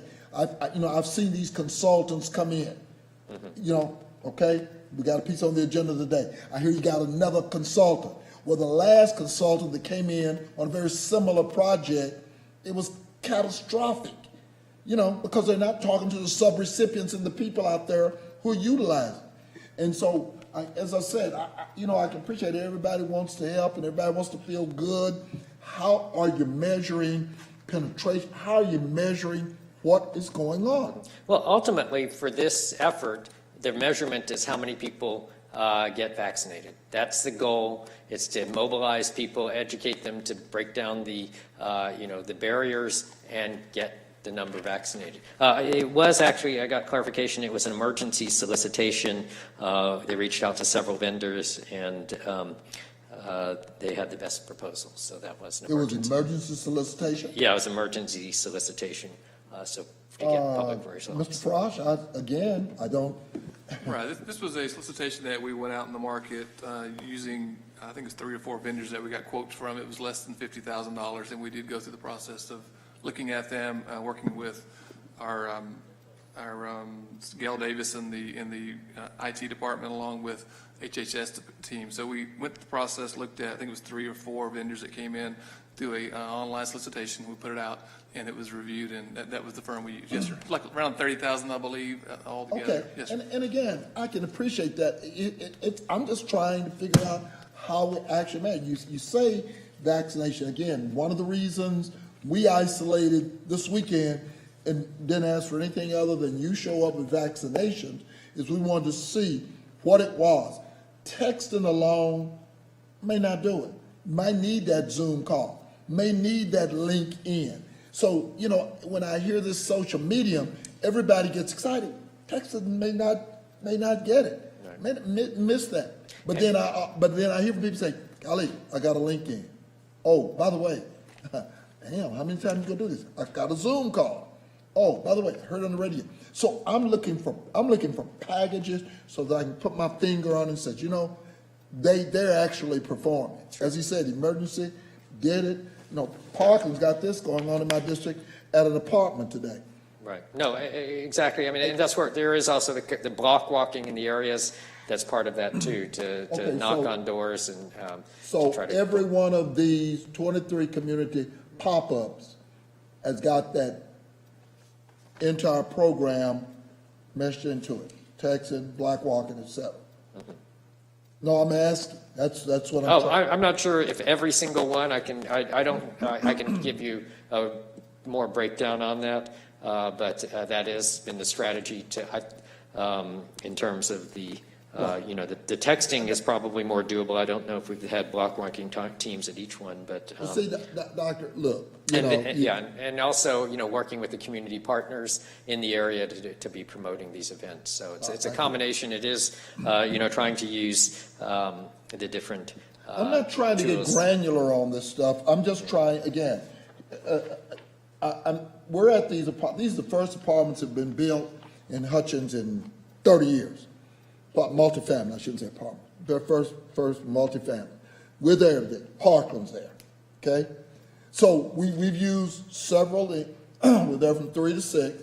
People get off. And we're going in with a lot of these projects so that we can see what's going on. Now, granted, it's only 900, these units, only 900 units here, 3 to 6. But we've hit the community around there. And one of the things we're trying to do is really measure and make sure that we're just, not just saying, we feel good. We're out there. I got staff out there all the time. Excuse me. And I want to be able to measure. Mm-hmm. I mean, I'm upset. Your people ask me, say, well, how many doses should we bring? I'd love to tell them to bring 2,000 doses. That ain't realistic. I listened to you a couple of weeks ago. They asked me, how many to bring? So based on that, I said, bring 50, bring 60. We'll see. I hope I run out. Now the problem is because DISD is graduating, I can't run over to Ellis Field because they're not going to use them. Excuse me, for the next couple of days, couple of weeks. They close East Field and they graduate. So my point is that I'm just trying to make sure we measure every one of these 23 pop-up, and I'd really like to know where they are and what's going on. I mean, Well, here's the upcoming ones that we have that I are now saw. scheduled, so there's some details on that. We can try to get more of the details on, a little sort of I description. saw the Uplift Academies and all of that, and that's, again, the reason I'm asking the question, because I'd like to know how much energy we're spending, in those areas. Sure. And see what's the outcome. Sure. I mean, we all want to see what's working. I mean, here are some of the media communications, that Belmont Ice House, they, did this targeted strategies to reach Hispanic, African American, Asian communities. They produced these materials, tried to create trust regarding who, when, how people can get it, and tried to create interest for residents to get the vaccine at Fair Park. They were also our PIO, Christian Chrysalis, has been working with FEMA, Department of DOD PIOs. They were doing a lot of the media access on site at Fair Park, interviews in English and Spanish networks, daily updates from Fair Park.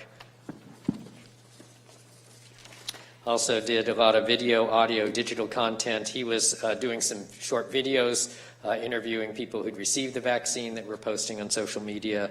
The media company was also doing TV ads in Spanish that aired on Univision, radio ads on several of the network's radio stations, digital ads on Facebook, Instagram accounts, African American TV ads in WFAA, KDFW networks, again, radio, digital ads, and then the Vietnamese community. There were some 15-second ads in Vietnamese on YouTube and on local radio station and digital ads.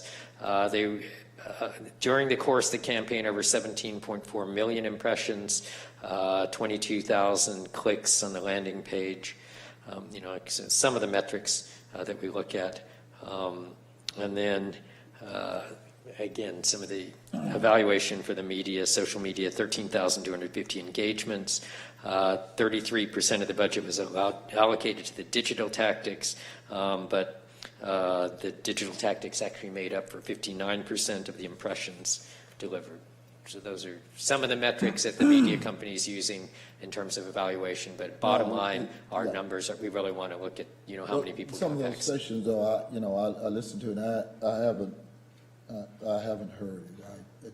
It's interesting. I saw the African American, back up one slide, and those stations, and I have not, the KRNBs, the KZMIs, I don't know who the hell that is. I don't know what some of those stations are.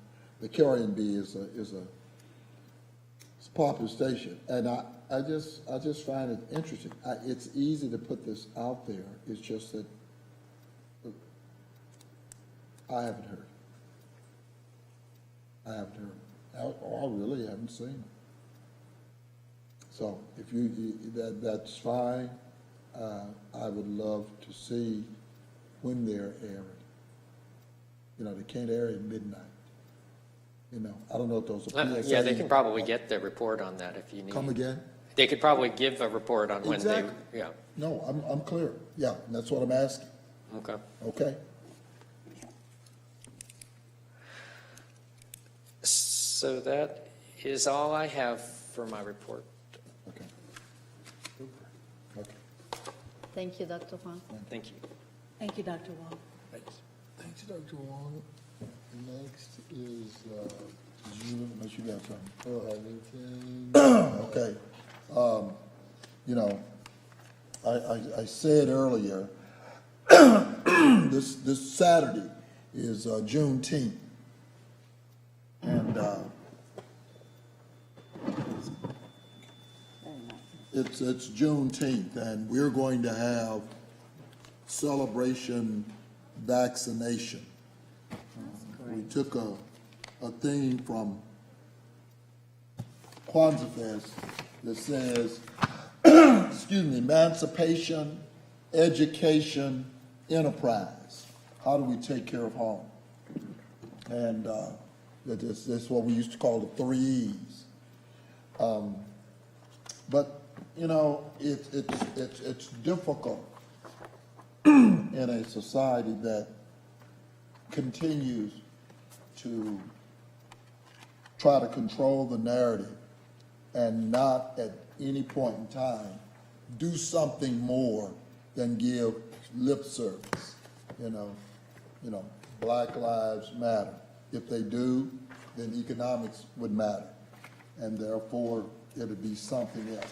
So the way I'm doing monkey mugs, it's Juneteenth, and Juneteenth is what wordsmiths call that portmanteau. A portmanteau is a blending of 2 or more words to create a new word. Blended word concepts are essential when you are beginning to study history, because the interpretation of federal and state law is full of dubious terms and double entendres. Take, for example, Brown versus Board. The quote is, all deliberate speed. All deliberate speed was translated by segregationists as it's legal to procrastinate. Take your time with integration. No need to rush.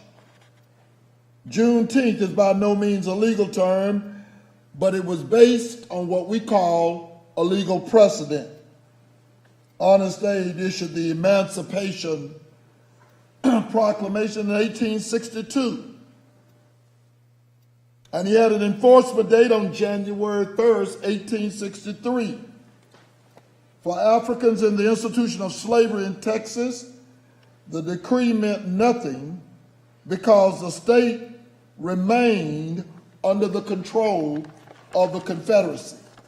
So on June 19, 1865, Union General Gordon Granger and 2,000 federal troops landed at Galveston. They demanded an end to the emancipation procrastination. Maybe we need another federal intervention. 156 years after the first Juneteenth, and Texas is still moving with all deliberate speed. You don't have to guess what all deliberate speed looks like. Just take a moment and relive the COVID-19 pandemic.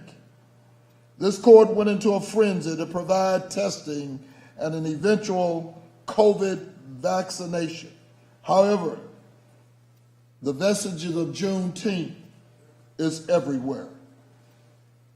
Black seniors could not register because they didn't have computers. Children on one side of I-30 couldn't log on to school because of the digital divide. They didn't have internet access. Their parents struggled to log in from home because at best their service was spotty.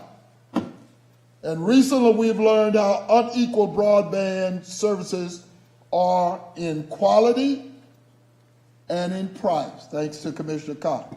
So on this Juneteenth, don't waste any time or precious energy reading the history of this dubious holiday. If you really want to understand Juneteenth, pull out your monkey mug with the Parkland logo. Pour yourself a strong dose of reality. Turn on the evening news station other than Fox News. You will learn that the newly freed Africans in the institution of slavery who welcomed General Gordon Granger in Galveston have watched 8 to 10 generations of their children suffer. Juneteenth is a holiday that should remind us that the fight for first-class citizenship ain't nearly over for people who look like me. Class dismissed. You can get your monkey mugs on the way over to park. The fact that here we are talking about Black Lives Matter. The fact we're here still talking about, democracy is on the wall. And here we are still paying vice presidents hundreds of thousands of dollars to denigrate and embarrass people who look like me. And we say it is a teachable moment to give people monkey mugs as a reward for doing a good job. But they didn't know.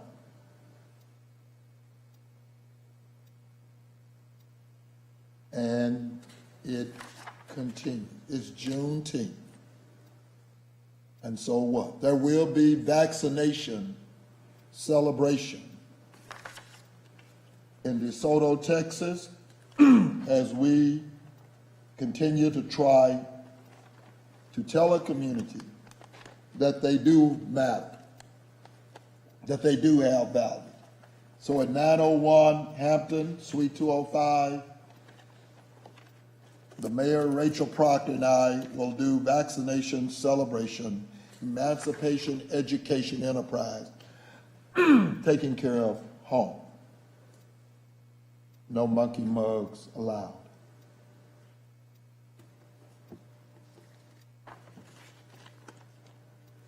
The next presentation. Will you share with us the time and location of the vaccination in DeSoto, please? Will do. Thank you. 11 to 2, but I will get that out there. That'd be great. Thank you. Next presentation is the June 5th runoff election polling issue. I called the judge, I called a number of people with regards to what was going on June 5th. As I said to Dr. Wong, I don't know why his presentation had to come in the late hour. Well, it's the same with regards to this.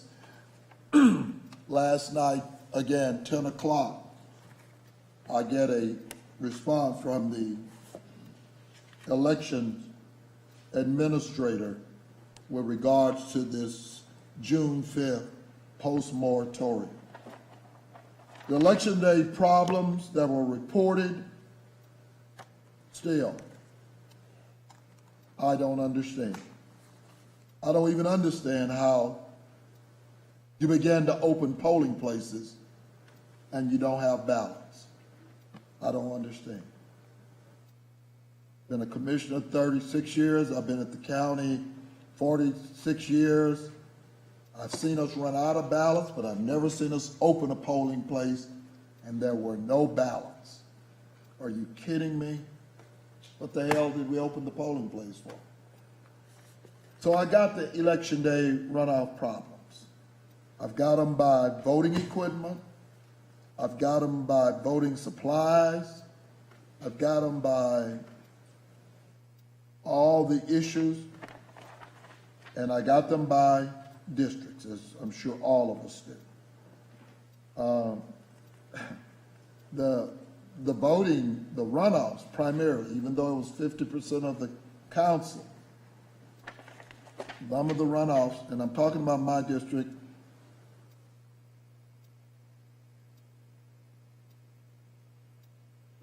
okay, I'm talking about primarily my district, but I'm looking at all of the districts. I'm looking at ballot supply issues.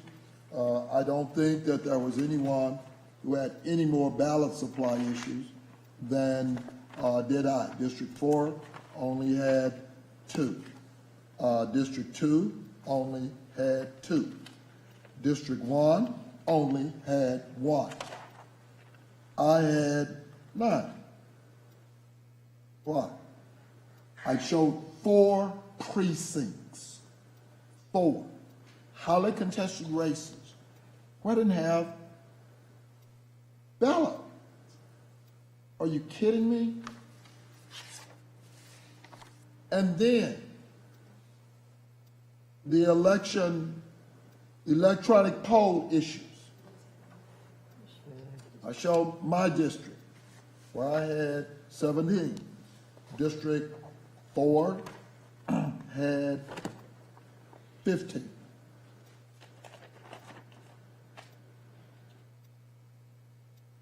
District 2 had 24. District 1 had 11. I just find it,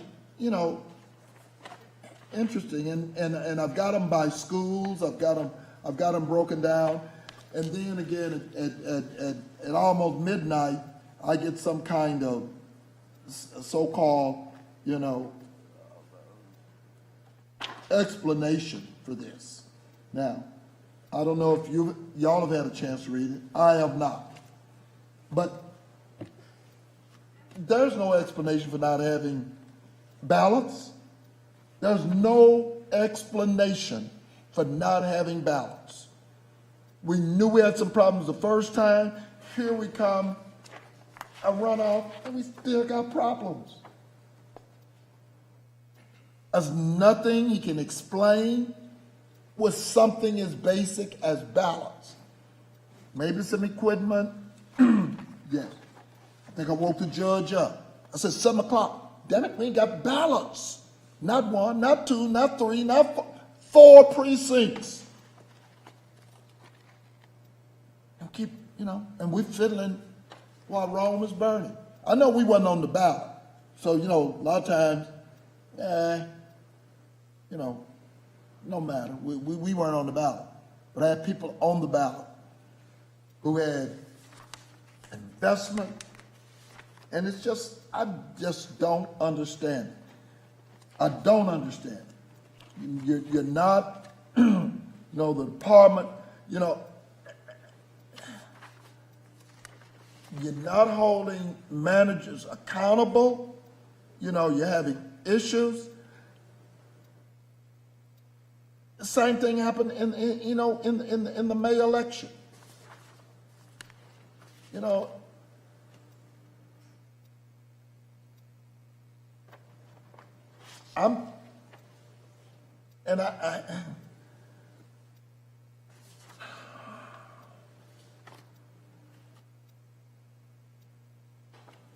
you mind if I jump in for just a minute? No, here? you jump Because right in. I did stay up a little bit late last night to go through the information that had been presented by both Mr. Scarpello and by Ms. Kraft.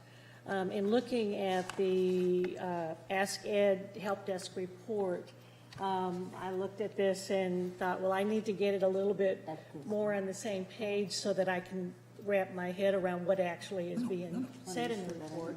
So I just put it on a spreadsheet so that I could look at it by the type of problem that had been reported and then the distribution of it around the county. And thankfully, it was by district, so I could tell geographically what are we talking about here. I did not get through all the schools and see where in the particular districts there were high points, because from just my eyeballing it, that there were a couple of precincts in District 1 that had a couple more than what would have been their share, I thought, but I haven't had a chance to do that. But still, going through this, I too had some questions coming out of it. This, in concert with the text that Mr. Scarpello sent to everybody also, provided a little bit of meat on the bones as far as what were the observations, what were the problems identified January, February, and what efforts were made to make the May 1 election as smooth as possible. And so that was, kind of on this, but I too had. Yeah, but Now, May. wait a minute. Can I just finish a little bit? And I appreciate this is your moment. I understand that. And so it is your graciousness that's allowing me to speak. But I too had some questions because I was getting calls at 7 o'clock on May 1 also. No, June. Now, remember, I'm talking about June. I'm past May. I'm talking about June. I know. Okay. Because I got it. the Ask Ed was kind of put in place for the May 1 election in an attempt to document what are the problems, where are the issues, where are things going well, and who's going to respond and what is that response, and then to be able to compare that then to what did happen on June and was there any change, and what was the result. And in just adding them all up, there were, and I know that there's a whole range of what they are, severity, impact on people actually voting. There are changes, there are differences in what the problems were, but there were 521 reported in the May 1 election with 350 reported in June. Which means, there appeared to be at least something was going on that could have impacted the decrease in the problems. Okay, but you that's have still, less people voting. You don't.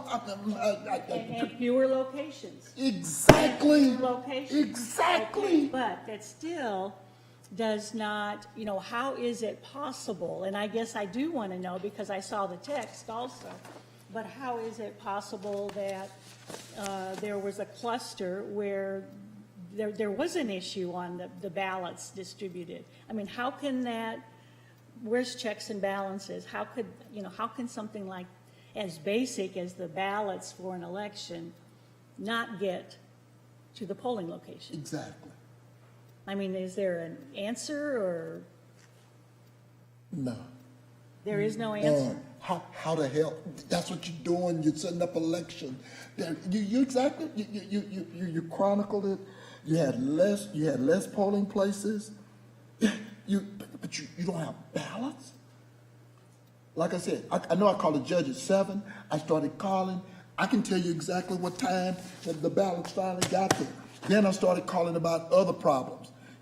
He told me when the call came in and when folks finally got there. It's management. And remember now, he's changed management. He's changed management out there. And we're still catching this hell. This is embarrassing. This is embarrassing. But like I said, I've been around here since Methuselah. I've never seen this. Run out of ballots? Yeah, that means more folks showed up. We got that. That happened one time. I've never seen this. The time it's taken to get there and to respond, we got that all chronicled. But ladies and gentlemen, ballots are basic. I don't know how to say that any better. Ballots are basic.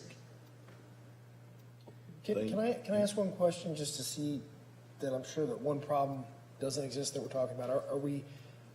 Are you saying that there's disproportionate issues in the southern sector? Well, Commissioner, I just read the data. And, I remember when we started out in the May election, you said 49% of the votes. I'll never forget. You said 49% of the votes occurred in my area.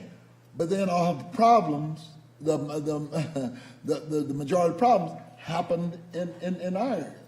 Yeah. And it's not only, as I said, I'm just talking now about ballot. I haven't talked about problems with machines and all. That's the reason I'm glad it's chronicled in a way that I was able to go into each district and see what's going on. And, you know, we all had some races, but the majority of the races, you know, the hot races were in our district, was in 1 and 3 primarily.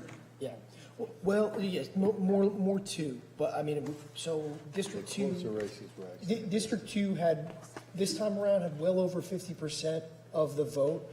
We had, if we look at the total election, the total election issues in District 1, 68, in District 2, the total issues 127, and then in District 3, 75, and District 4, 80. So, you know, my district disproportionately had, you know, the greater amount of issues, but it's not disproportionate in that we had more voting, more opportunities for error. So the only thing that I agree that there's problems, but I'm not seeing disproportionate problems. You know, there's some of the, like that one issue of 9, there's still some ballot delivery issues amongst the other districts.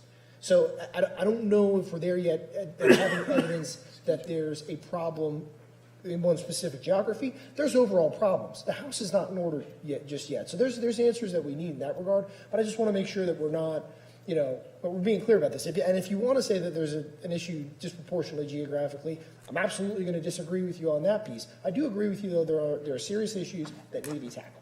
Let me just about voters, what I've observed over these many years.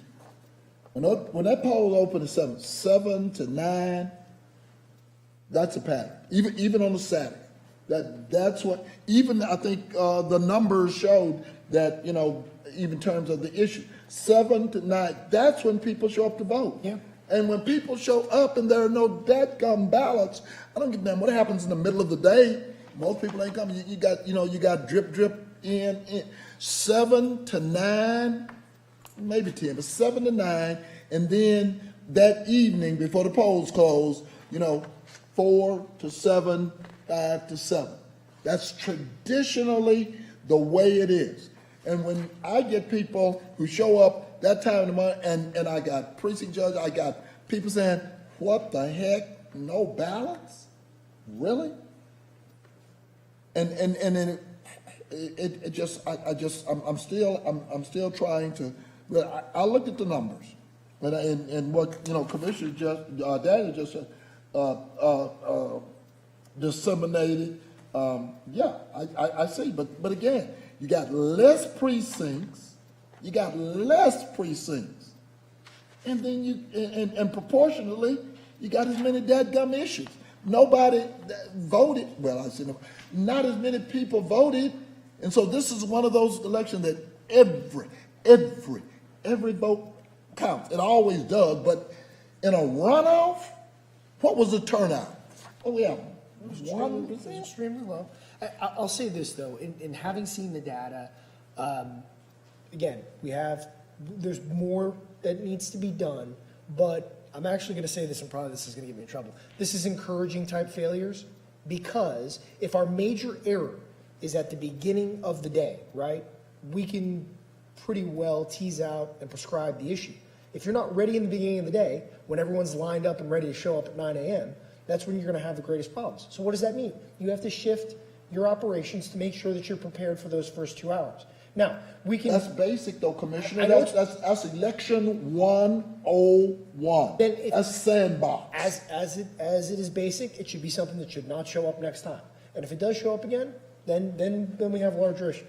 But, you know, I mean, when you have diagnosable failures, that gives you the opportunity to fix them quickly. Well, you know, I know that the smallest, one of the smallest elections we've ever had. I mean, that's the sandbox. I get it. So you got small election, you get a chance. You had that on May 1st. Myriad of issues, and then 30 days later, you still got that kind of major issue. Really? And again, you got less polling places. First, I heard polling places. People did not want to work on a certain day. I heard that, and issues and all. And these are people who are historically veterans. These are not new people who've come out the box. So, I mean, is it fair to say that if we're gonna grade this, we're gonna give it a C minus? That's where I'm at. I'm thinking this election was a C minus election. C, last time I checked with, grade school, C was satisfactory. Hell, nah. I catch a beating for that, but. Yeah, C was satisfactory. That was A, that was B, that was C, that was D, and then that was F. A couple of things I could do with F. But it's horrible. And like I said, we none of us on the ballot, so we can be at that 50,000 foot level and say, well, we need to tweak. It's on the front end. I'm telling you, I'm still seeing this stuff, Ms. Grant, with cradle points. One of the first meetings I had with Mr. Scarpello, he talked about cradle points. Well, cradle points got to be a part. I don't even understand. But look at the issue.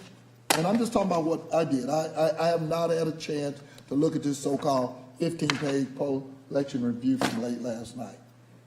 And I did have a chance to see it, and obviously, like Commissioner Koch said, and you have made the point, a lot needs to be done, especially when we see in these numbers that, considering that in June we have 1/3 of the number of polling places, the number of issues actually increase. Exactly. So, proportionally. That's exactly right. I would say, like, I agree with Commissioner Koch. I mean, it's in all districts. And, Mr. Scarpello, the review plan that you presented, really goes into the point of how to fix this. Now, we have to be sure this gets fixed. And that is going to be the biggest challenge. I was surprised on what Dr. Daniels just gave us, the amount of voting equipment, that have issues. I was not expecting to have, It was on Ms. Kraft's report. the supplies. Yeah, I know, in the May, but I expected that in the June, having less, that will decrease, and it went up.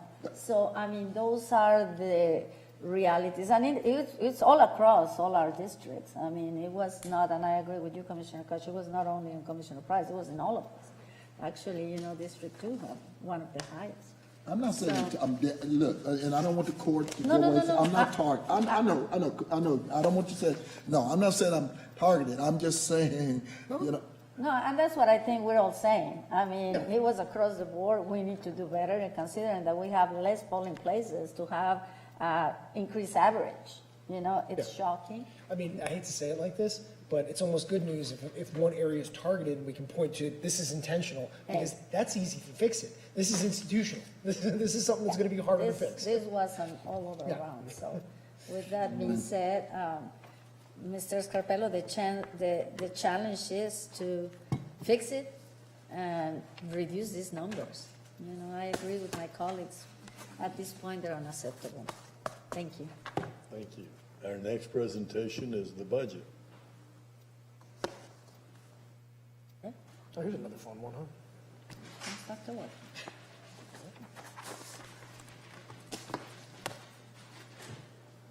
Cheer us up. Good morning, Judge and Commissioners. To our starting five, starting the budget season, I was a violator, but I got mine in on Sunday night. Okay, Doctor. So I kept getting questions. When are you going to do a budget update? When are you going to do a budget update? So, and Commissioner Price would send these emails. Dock the revenues down. Dock the revenues down. So I would call Mr. Thomas. He's like, calm down. The revenues weren't looking good in February. They weren't looking good in March. They weren't looking good in April. He said, it's a marathon, not a sprint. So just make sure you stay the course. And so when we received May, last week I was excited. So when you look at it, we're doing good. We could improve in areas, but we're doing good. I want to thank the commissioners because the messaging you give to the departments consistently every week helps me do my job. I've said no a lot. I've learned to say no without a smile. So I get that a lot. Funny story with Mr. Wilson, November, December, I'll share this story. We had a department ask for a reorg. It didn't end good on a Friday at 4:30. Mr. Wilson said, we got reamed up and down. Mr. Wilson said, wow, what a way to end a Friday, 4:30. Then he called me Monday. He said, do you get that a lot? I was like, it's pretty consistent. It's pretty consistent. He said, let's buckle up. We're going to have a long year. So that was November, December. But the departments have done really well working with us. And so it's really been a team effort across the board. And so we're not done yet, Commissioner Daines will say. So it's really important for us to continue like we're in a race, a marathon. I'm not sure what lap we're on, but we have until 2024, 2026 with the ARP funding to kind of transition through this. But it's really important to stay the course. The taxes, we see that we did have an increase in the estimate. And I went back and I asked the staff, financial staff, what happened, and that was because of the protest. And so we had a large number of protests, so the revenue estimate was conservative. And so that's an increase, 7.3 million. We see in the Parkland is going to be, that's a reimbursement contract for Dr. Wong, HHS. For HHS. So that's going to be flat. We're right in the middle of our budget planning for FY22. Our goal is to keep that number flat. Dr. Wong and I have been talking about this. We've been in conversation with Parkland to not decrease that number. So you may be getting calls from Dr. Wong on this one as far as the contract. Interest on investments are down slightly. Interfund transfer, this kind of goes into what Commissioner Koch has discussed with me about trying to get to the point where general funds stand alone, so we're not doing a lot of transfers. So that's going to be flat. And then the other revenues, they were down 11% through May, which is better than it was in February and March. Okay, and other is what? Other includes fees, reimbursements. One of the reasons why I had to go back and look, because Dr. Garcia got an email from her about parking on Saturday morning. So parking is down. It's 1.5 million that year-to-date we received, but 3.6 is what the revenue was estimated at. So the good thing about that is because the courts are opening up, we should see an increase in that, an upward swing. So that's a good. And with some of the other things, we should see an increase as well. So when we look at the total revenue, we see that it is down overall. We have the encumbrance rollover, which is 13.8 million, which is an add to our total sources available. The great thing about this, it's a win, a small win. That number was 14.8 last year. Mr. Frosch and his team really pushed to try to get that number where we had some encumbrances released, and we worked with them toward the end of last year. So that number did go down slightly. Hopefully we can get it down a little lower for next year as well. So our total sources, we're down like 36 million, 36.2 million. And then when we look at the expenditures, and this is where we have to caution everyone. So on salaries, we're below target, like 4.9 million, but a lot of those are being pushed into the CARES expenditures. And so that's going to go away after a while. So we really have to look at that. Overtime is up 9.9, but historically that number's been about 17.8 million. So a lot of those dollars are being pushed in CARES as well. CARES, yeah. So we'll need to look at that. And we'll still work with Mr. Reed and his team to reconcile some of those expenditures, because we have another opportunity to do some direct offsets for our expenditures for this year as well.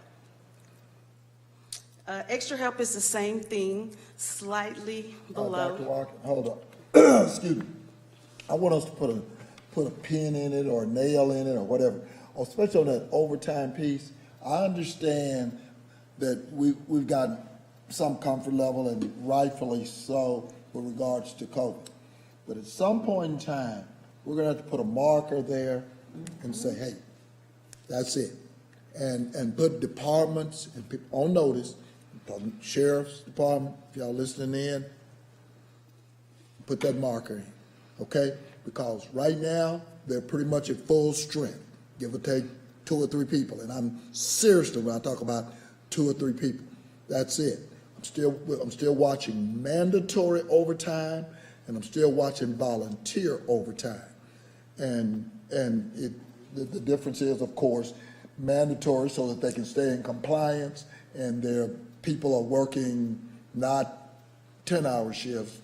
Some of them are working, over that. They're working 40, 50 because they've got the cover. I mean, the jail commission didn't give us any variance on 1 to 48, and so they're having to do that in the cover. But that's still, we need to put everybody, and I'm just using them. Well, I don't know where else the pockets of overtime are. And we'll take a look at it, but yeah, Sheriff is one of the highest ones. Yeah. Well, and rightfully so, because Right. again, compliance. And so and this is one of the things I talked to each one of you guys about, is that the CARES additional funding, a lot of people think that that's going to stay around, but it's not. So some of these programs, we're reevaluating throughout the year to see if they should continue. New positions may or may not be continued at this point. So it's really important for departments to know that as well. Health insurance is slightly down as far as the budget. Operating and court costs, you see those numbers are down because we were closed. And so that's a good thing. Not a good thing we're closed, but that the numbers are down. So now as we open back up. But the other offset of that is, and that sounds good, the other offset is we're seeing when we do jail pop, we're seeing the numbers up there. Yes. Okay? And we're seeing the average length of stay up. Okay? Yeah. So now your costs are up, the average length of stay is up, and so it's, the court costs supposedly down, but yeah, we're seeing increase. In fact, the last one I think we saw, we were at what, almost 10 million? We were up 1 million over this time last year. We're still going through the jail contract Right. too. Yeah, So, no, I know. Look at some of the jails across the state and how their numbers really increased due to COVID. Right. I mean, we had the potential of our numbers just going crazy, but I think they really have. We're managing it. I mean, we had a colleagues come over from Tarrant County. Commissioner Allen came over and joined us, wanted to see how we're managing. Jail commission say, hey, go see how Dallas County does it. So when Dr. Daniel, when we do it, they're coming and they're watching. I get that. But at the same time, I'm still watching jail pop and watching those numbers. And we've still gone up, 1 million here and there. And that's just in jail costs. That has nothing to do with really with the overtime. Yeah. So I hear you. They're doing a fantastic job. The jail commission feels like they're doing a fantastic job. I'm watching bottom line, okay? And that's what I'm saying about people coming back to work, because they've always been at work. They've always been at work. Some of them haven't been, and that's the reason for that mandatory overtime. And as much as the money, I'm trying not to burn out the employees. 60% of those detention officers are females. Right. And we have to remember some of those also can be CARES covered because of the COVID.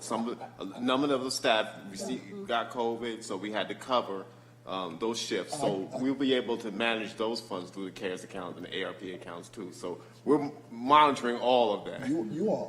I just make a very good point too, that just because we're able to cover it this year with CARES Act does not mean that the responsibility goes away in 3 years or 5 years. Because, and I think that everybody sitting here is very much aware of what are we spending in real dollars? Yes. And where do those dollars come from, not only today, but tomorrow also. When I look at the increases in salary, I mean, that's one of those things. Every month, it's the gift that keeps on giving, which is the good news. But it also means we've got to be very aware of those dollars. So in line with that, I would recommend we continue the 90-day hiring freeze, and I mentioned that to you guys, just to stay on course with that. A lot of departments have been very, even elected officials, they send emails to me and Mr. Martin about it, and so they're very conscientious of it, so it's really important, I believe, that we continue with the 90-day freeze. And even the travel, I know it's opening back up, but when you guys question things, it helped me, honestly, when I'm talking to the different departments. Yeah, So. no, absolutely.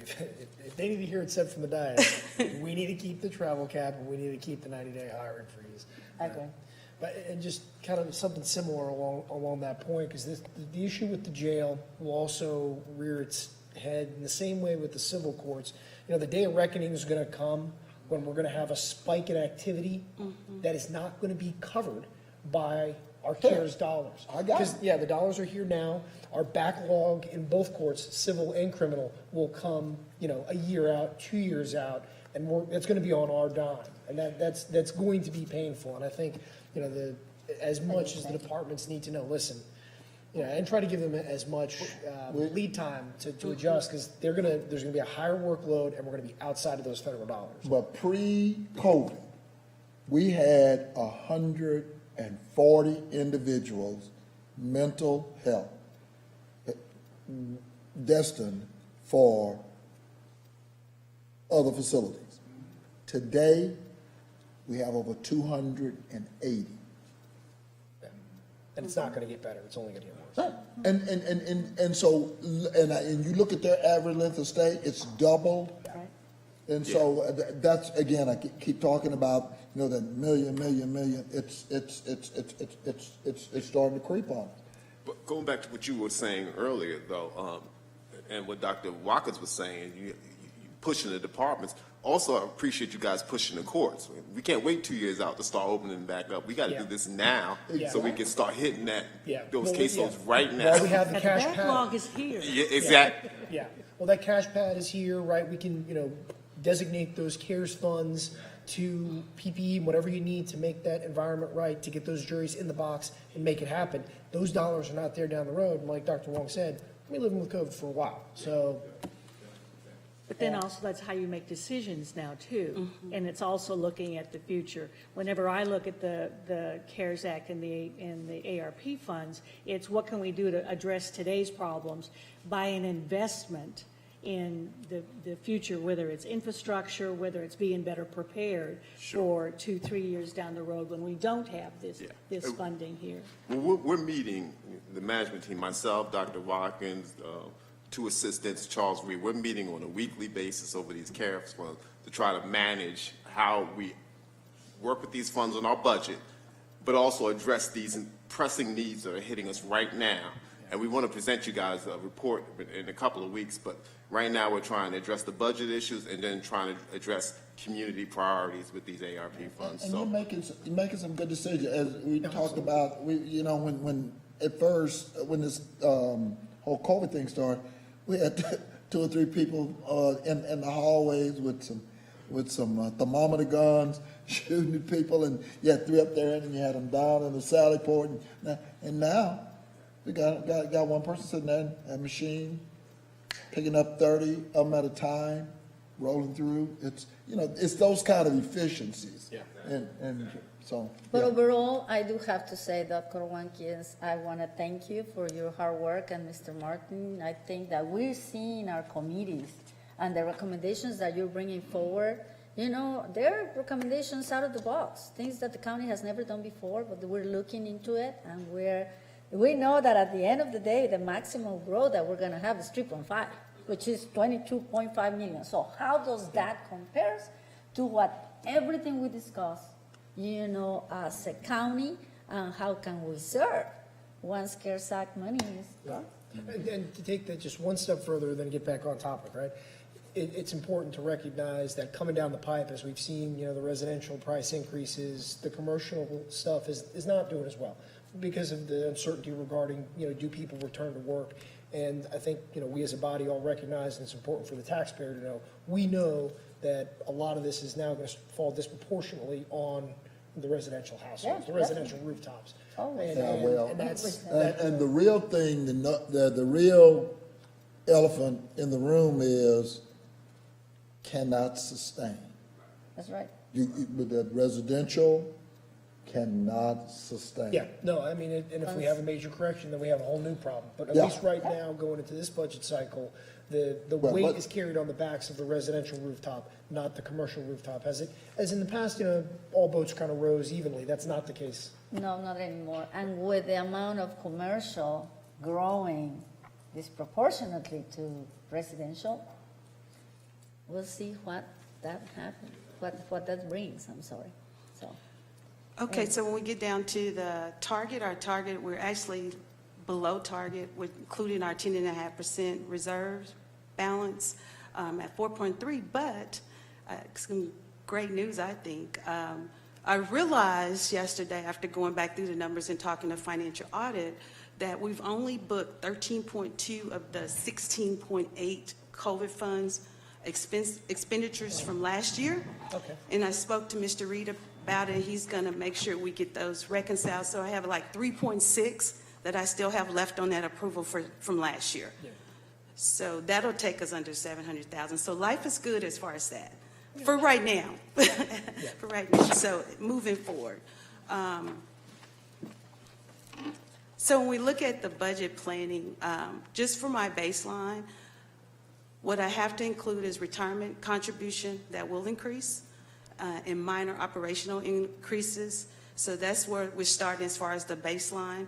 As far as OpenGov submissions, we had $31 million worth of submissions, new positions, 8.5 million, reclassifications, 1.5 million, and miscellaneous PIRs, program improvement requests, 21 million.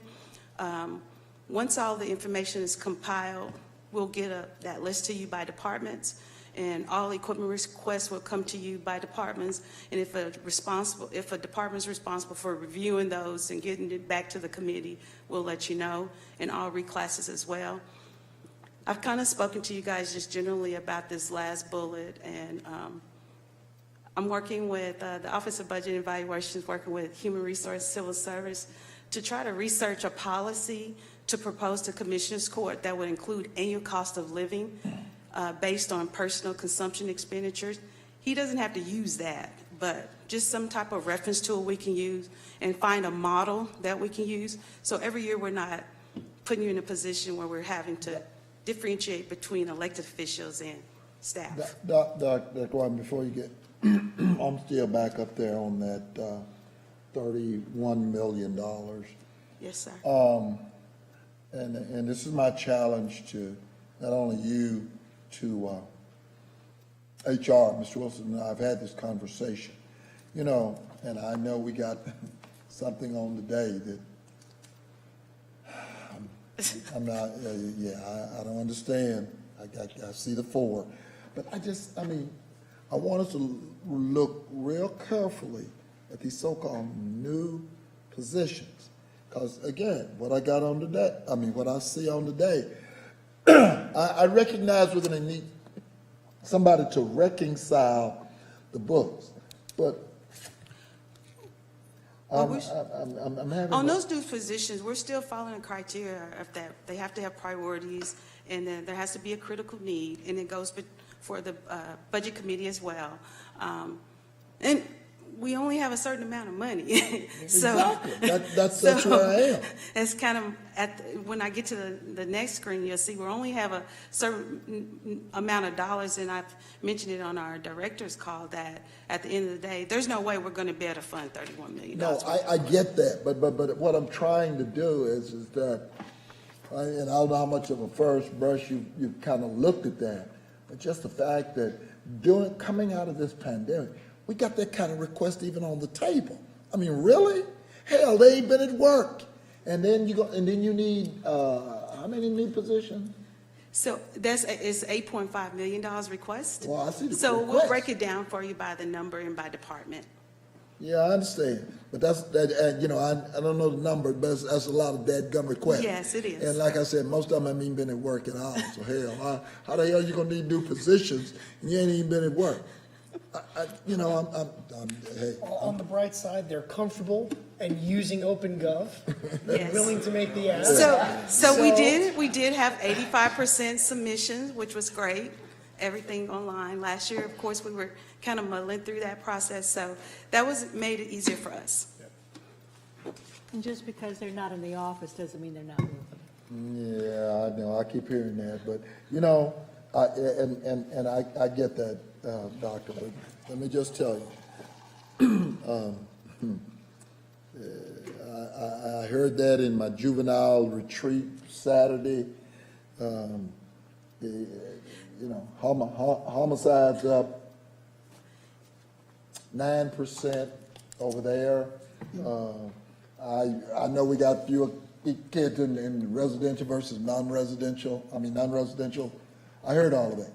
But at the same time, like I told them, unfortunately, you're still in, and it's going to require you to lay eyes on them, see what's going on, as opposed to say, hey, I saw them through a Zoom. Really?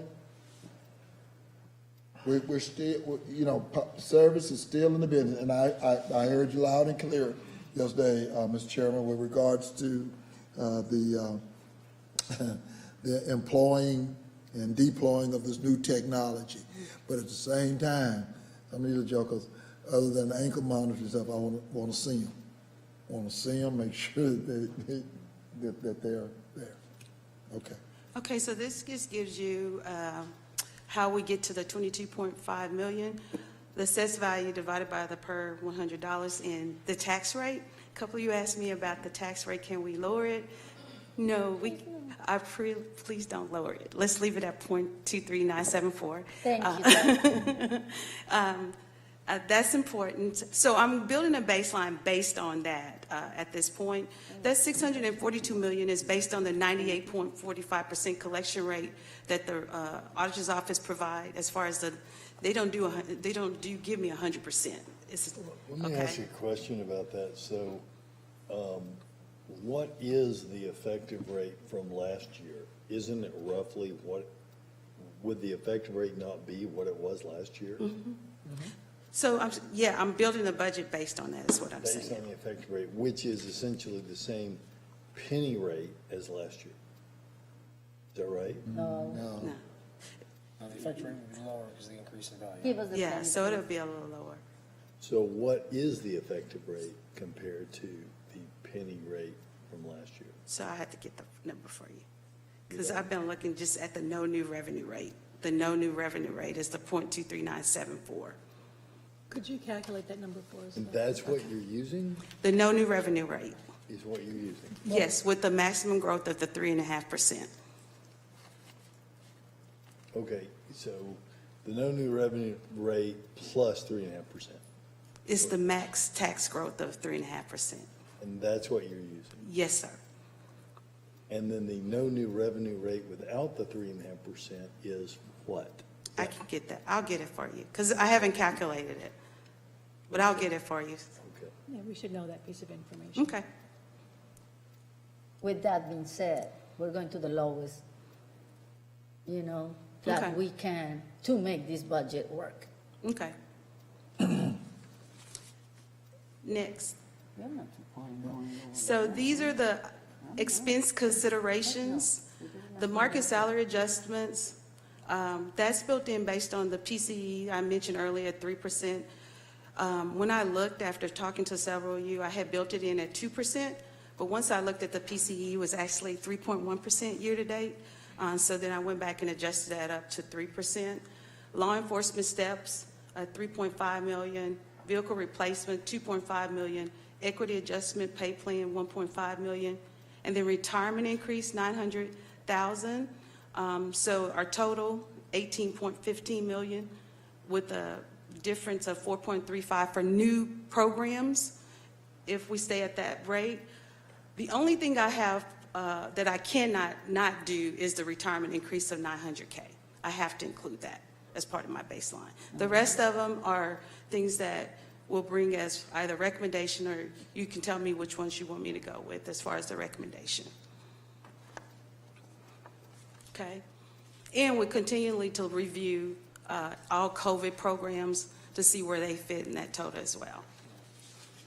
What's the overall, I usually ask for it by department. What's the overall, Mr. Wilson, Monia, what's the overall turnover rate in Dallas County? Overall. I know what it is for certain departments, but overall, because again, I'm back to what Dr. Watkins just put forth as the market, so. I want to say that our overall is around 10% for the organization, and I can pull that up shortly and confirm it, but I'm 99% sure that's the number. On a general, okay. Well, and that's good, because generally, when you see a turnover rate of 15%, that's indicative of there's something happening, you're not paying enough. Right, You're I got it. mistreating employees, whatever. 10% is pretty much what every company out there in the world sees. And we've got a couple departments that throw that out on the high end, so generally 90% of our departments are well under 10%. And that's what I look at too when we go for these reorgs and reclasses and different things. If you've got very low attrition, it's not really telling me that you've got a wage issue, to your point. So we do look at that. Okay. Okay. Yeah, and this year, probably more than ever, people are really valuing those government jobs, That's government really benefits. People are being pulled into the desire to serve. Well, I understand that, but then when I look at her deal, not this slide, the one. But the previous one, the prior. expense considerations? Yeah, the one prior. Yeah, Yeah, right there. there. Yeah, when I look at her market, salary adjustments, 9 3/4 million. Yeah. And a 4.3 million surplus, you know? Okay, Dr. Okay. Thank you. And I have asked, because we've gotten quite a bit requests for reorgs. Some of them you haven't even seen, but we say no before they get to you. So I've asked Mr. Wilson and his staff to do a market adjustment update. So we'll at least have a more recent one, so we'll have as a reference as well. So his team is going to be working on that. So our revenue considerations, we still have the offset of eligible expenses that we'll work with the CARES team with. Our general fund balance policy that requires us to do 10.5%, that I'm going to be working with the auditor's office to try to come up with a 3-year plan to work us to where the general fund is operating on its own. So hopefully we'll get something in for a presentation for July or August for you. That's the goal. The goal, okay. So then the last is the release of encumbrances to assist with balancing the 22 budget. We want to get that $13.8 million number down, so we'll have more available balances. Remind me, what did Ken say? It's going to be a little late. When are we going to get? So we go to the next. So it's going to be July 26th before we get our certified tax roll. July 26th. Yes, sir. And so I can't get my final revenue, Well, certified no, I know. revenue until then. And that's the number I use for balancing the budget. Okay? So when we come back from recess, we are going to have the proposed new revenue rate. And so I'll get the other number that Judge Jenkins was asking about. So you at least have that, you'll be aware of that as well. And I think you had it on your next slide. It's 22.5 million is the 3.5%. Yes, sir. So we could probably extrapolate. Well, go ahead and get Okay. the number. The archival fee plan, we're doing a brief with the district court and county clerk, and then the county auditor provides I've spoken with them. They're going to try to give me a number by September 3rd, so I'll know my revenue, my final certified revenue. Then we'll do an archival fee plan, public hearings, district and county clerk hearing, and then we'll have our court order to adopt the tax rate and budget. And then going back up, I skipped, we're going to be meeting with the departments July 7th through the 15th with the executive team. And so some of them will be virtual and some will be in person here in Commissioner's Court. So you should be getting your schedules, your calendars. I think all you guys are on it. So if you don't want to come, you don't have to come, definitely. Well, I look forward to see the presentation about the funds 195, now 196. How can we put it into the general fund? And if that's something that is feasible or possible, and obviously the encumbrances, to assist the 2022 budget. Thank you, Dr. Watkins. And I owe you a report for the auto allowance. I'll try to get that to you by the end of July. Thank you so much. I appreciate it. Thank you very much. Thank you. And I want to thank each one of your staff, Martha, Christina, Shay, Lawana, Yanira, and Blanca. Anytime I call or email them and say, I just need 15 minutes, they are very accommodating. So thank you. Doctor, you don't realize the importance of having all the money. There's some calls that you want to put off and not budget. Don't put off. When does she wants me? Right now is good. Yeah. Thank you. Thank you.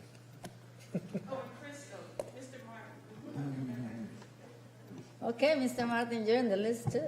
Hey. Okay, I guess that ends our presentations. The consent agenda is before us. I know there's a pull.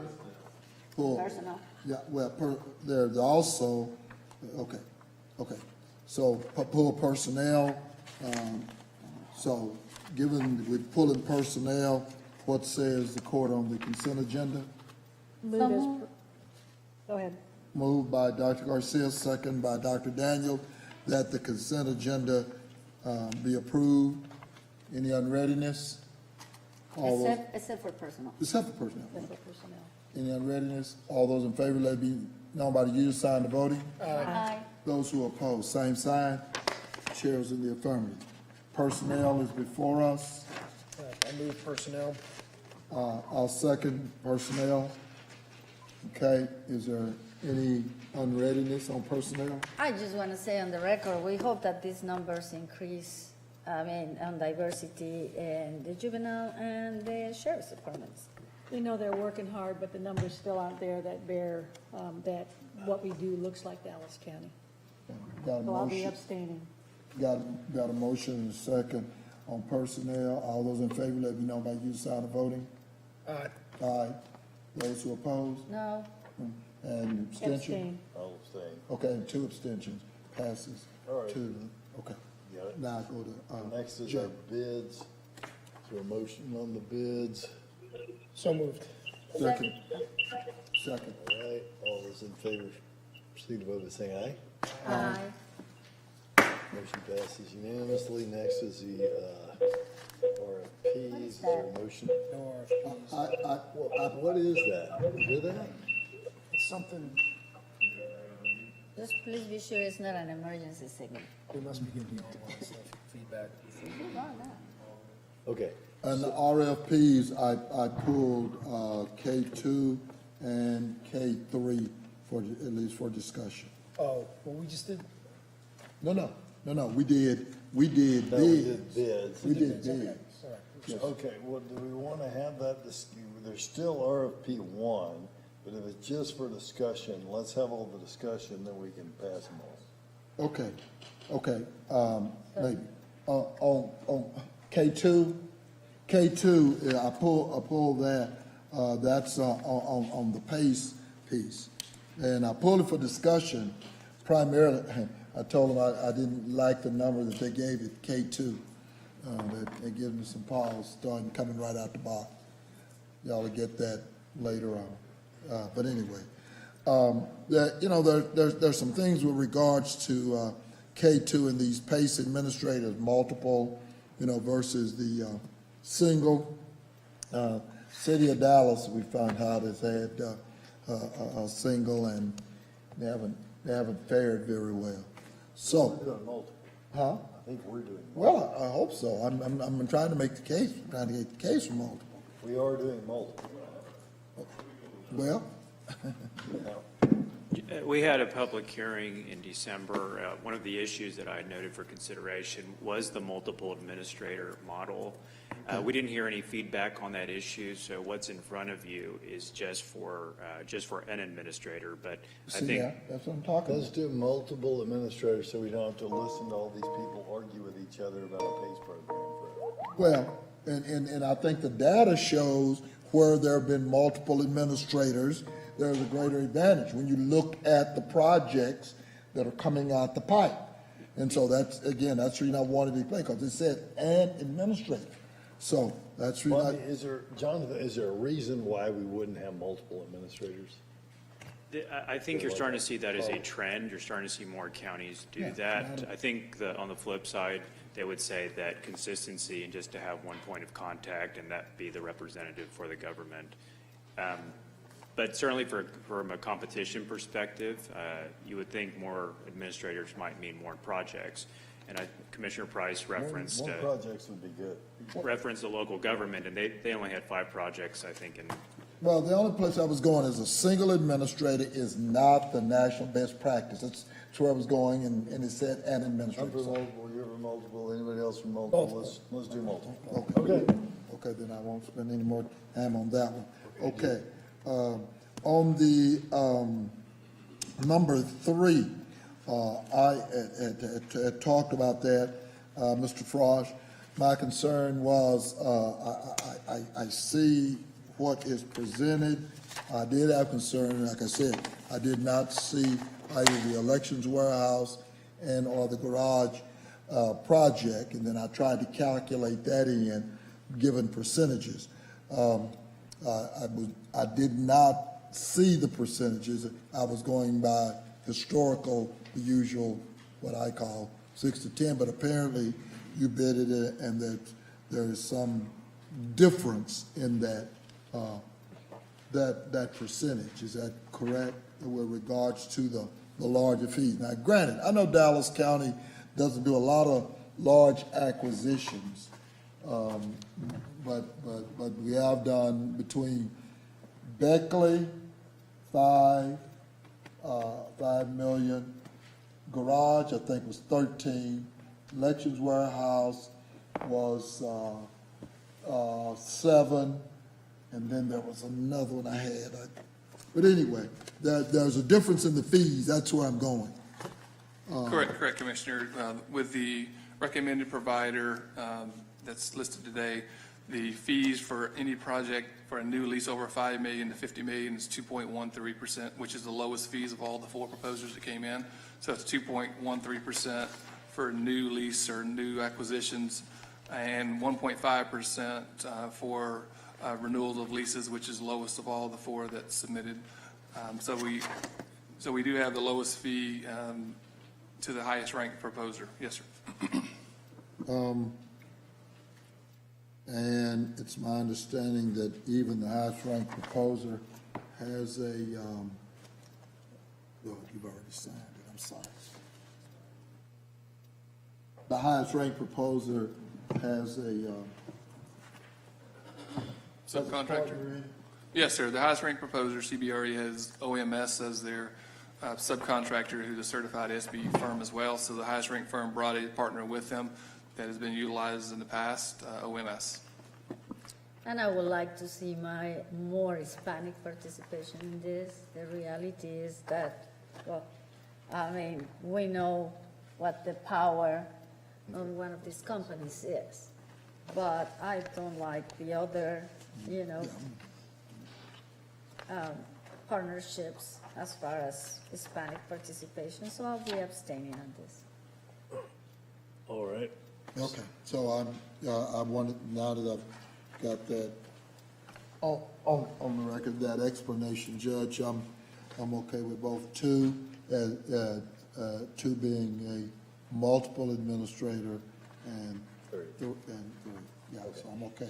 So I'll. Before us is K1 through K3. Is there a motion on that? So moved. Second? Second. All those in favor, signify by saying aye. Aye. Any opposed or abstentions? Abstention on K3. Motion carries. Next, we have our court orders. Here's the pulls that I have.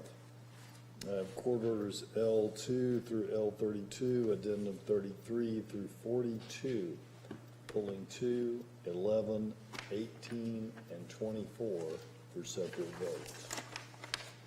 Is there a motion on court orders L2 through L42 minus 2, 11, 18, and 24? So moved. Second.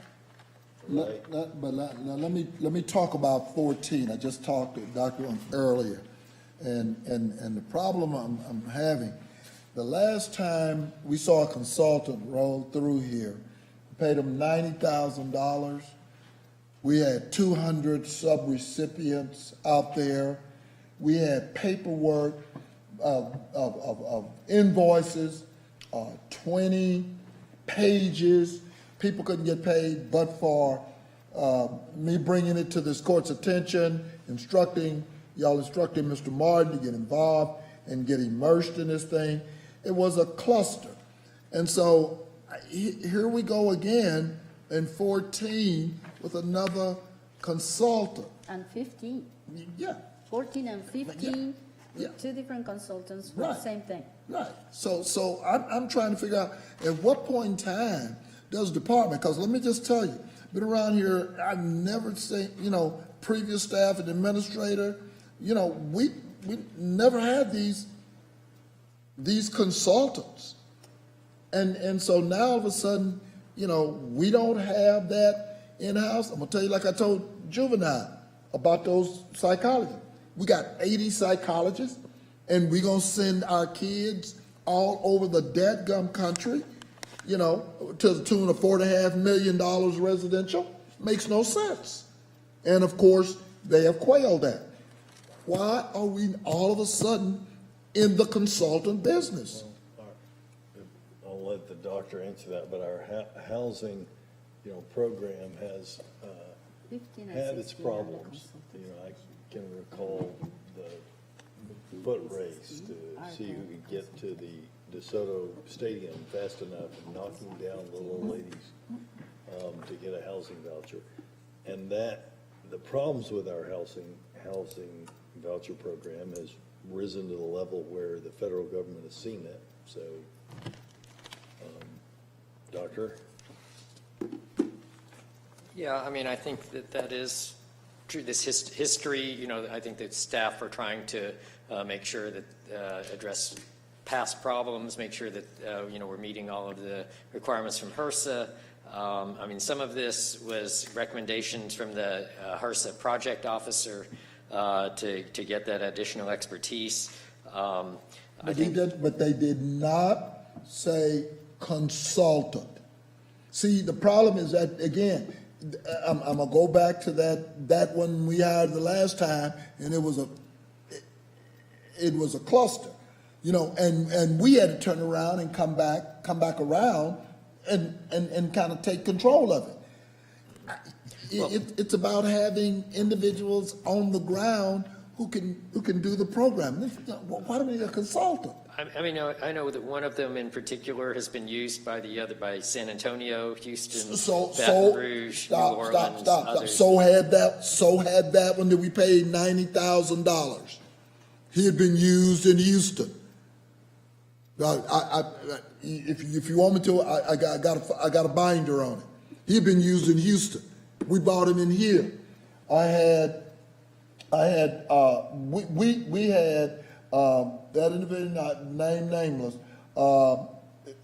had 200 bidder. You had 200 bidder questions just on the RFP that he supposedly did. He was supposedly advising on previous policies, and that Mr. Martin had to unravel because they were so ridiculous. Documents One bill alone, one agency had a bill with over 400 document pages, 20 plus each month. I mean, I can go through it because my staff and I, we went through this. The other guy. That was It's the other part guy. of that federal law requirements? What I'm, my understanding, like for 15, the consultant for the needs assessment is what the program has always done and has used a consultant for that purpose. Again, that we've always used consultants for the needs assessment. For the fiscal team, HRSA had made some recommendations, and I guess in the past the court had also been suggesting getting some expertise. So this isn't a change from past practice? Definitely for 15 for the needs assessment. That is, again, it's a specialized sort of requirement, and that's something that I'm told has always been done that way. Okay, and 16? 15. 15. Yeah. 14 and, you got 14 and 15. One's housing vouchers, 14. Oh, there's not a consult for housing vouchers? Yeah, housing vouchers. Or are you thinking 15 and 16? 14 is housing voucher. That's the one I was commenting on. Housing vouchers. That's the one you just tried to justify to me. Housing vouchers. I mean, I think this is for the administrative plan. And our housing voucher program is. It's the administrative plan, but it's housing vouchers, Dr. Wong. We have a very bad history here in North Texas, and particularly in the city of Dallas and Dallas County, with housing. All of the Section 8 housing ends up being in certain neighborhoods. It's not dispersed amongst opportunity neighborhoods. It's not, the Supreme Court even ruled against the city of Dallas in the way that they do this. No knock on the people that currently work at the city and the county, but apparently we do not have the institutional knowledge to do what needs to be done to provide, to take a quantum leap forward in fair housing. And so a consultant to help us with housing, to me, seems to be There may be some confusion because we're not proposing a consultant for housing. There's no consulting for housing vouchers. It's 15 and 16, the ones It's that not have 14, consultants. it's 15 and 16. Hold on, I had. It's 15 and 16, the ones that have consultants, and therefore the Ryan White Planning Council and the Grants Management Division. I had 14 on my deal. Yeah, because they changed with all the amendments. Okay. And what I'm being told for the trainings, consultants previously weren't used for trainings, and that was part of the reason that there were previously been findings that HRSA I understand made. the HRSA piece. I got the HRSA piece, and I was privy to some of that stuff. I guess I still need to go back up to, the 14, because I said to Miss, what's the new lady's name? Yeah, there's no consultant on 14. Just while we happen to be on there, we have got to do better as a community in working with the city of Dallas and really helping the city of Dallas. I don't want to be careful how I don't say anything. We just got to do a better job on fair housing everywhere, and particularly within the city. It seems that every program ends up exacerbating poverty as opposed to helping people, and you're seeing success on the coast that we're just not seeing here. So we've got to figure out how it is. Sure. We're going to get there. And I agree with that. Part of the plan so on 14. So on the 16, as Dr. Garcia said, on the 16, I just want to make sure they work. The last one did not work with subrecipients. Okay, and if we got a contract with a consultant, I want that. I won't vote unless it has a caveat in there that they're going to work with those people who basically run the program. I mean, we administer it, but those 200 people, they're the soldiers. They're in the field. Sure, I mean, we can certainly instruct staff and the consultant to work with the Well, subrecipients. but I want that caveat, and that's one of the ways we measure it, because I'm telling you, that last person, like I said, who will remain named, I'm gonna keep talking about him, $90,000, he put that thing in a quorum. So. Although okay. my understanding, the specific scope of work for this person for 16 is on in-house training with staff. It's just staff training. But they will work with the subs also, so. So obviously 16 will be It did in-house, say in and there. the other one is, what about 15, needs assessment, that person can work with everybody, right? Well, 16 should also, I mean, he wrote in his submittal letter that he was, part of his contract is to visit all Dallas County Ryan White Part A subrecipients. So, I mean, he wrote that right in his letter, so we just need to hold him accountable to that. I think is what Commissioner Price is saying. Yeah, I just want somebody, because the last guy just came in and did what he did, and everything was just in shambles. Okay. But we can definitely include language and make sure that they work with the subrecipients. But 16 is fiscal unit, technical assistance. Wouldn't that be completely in-house? 15? 16. I'm sorry. It's fiscal unit technical assistance session. Uh-huh. So is that going to be subrecipients or in-house? So, well, I guess it's both subrecipients and internal staff. Okay. And then 15,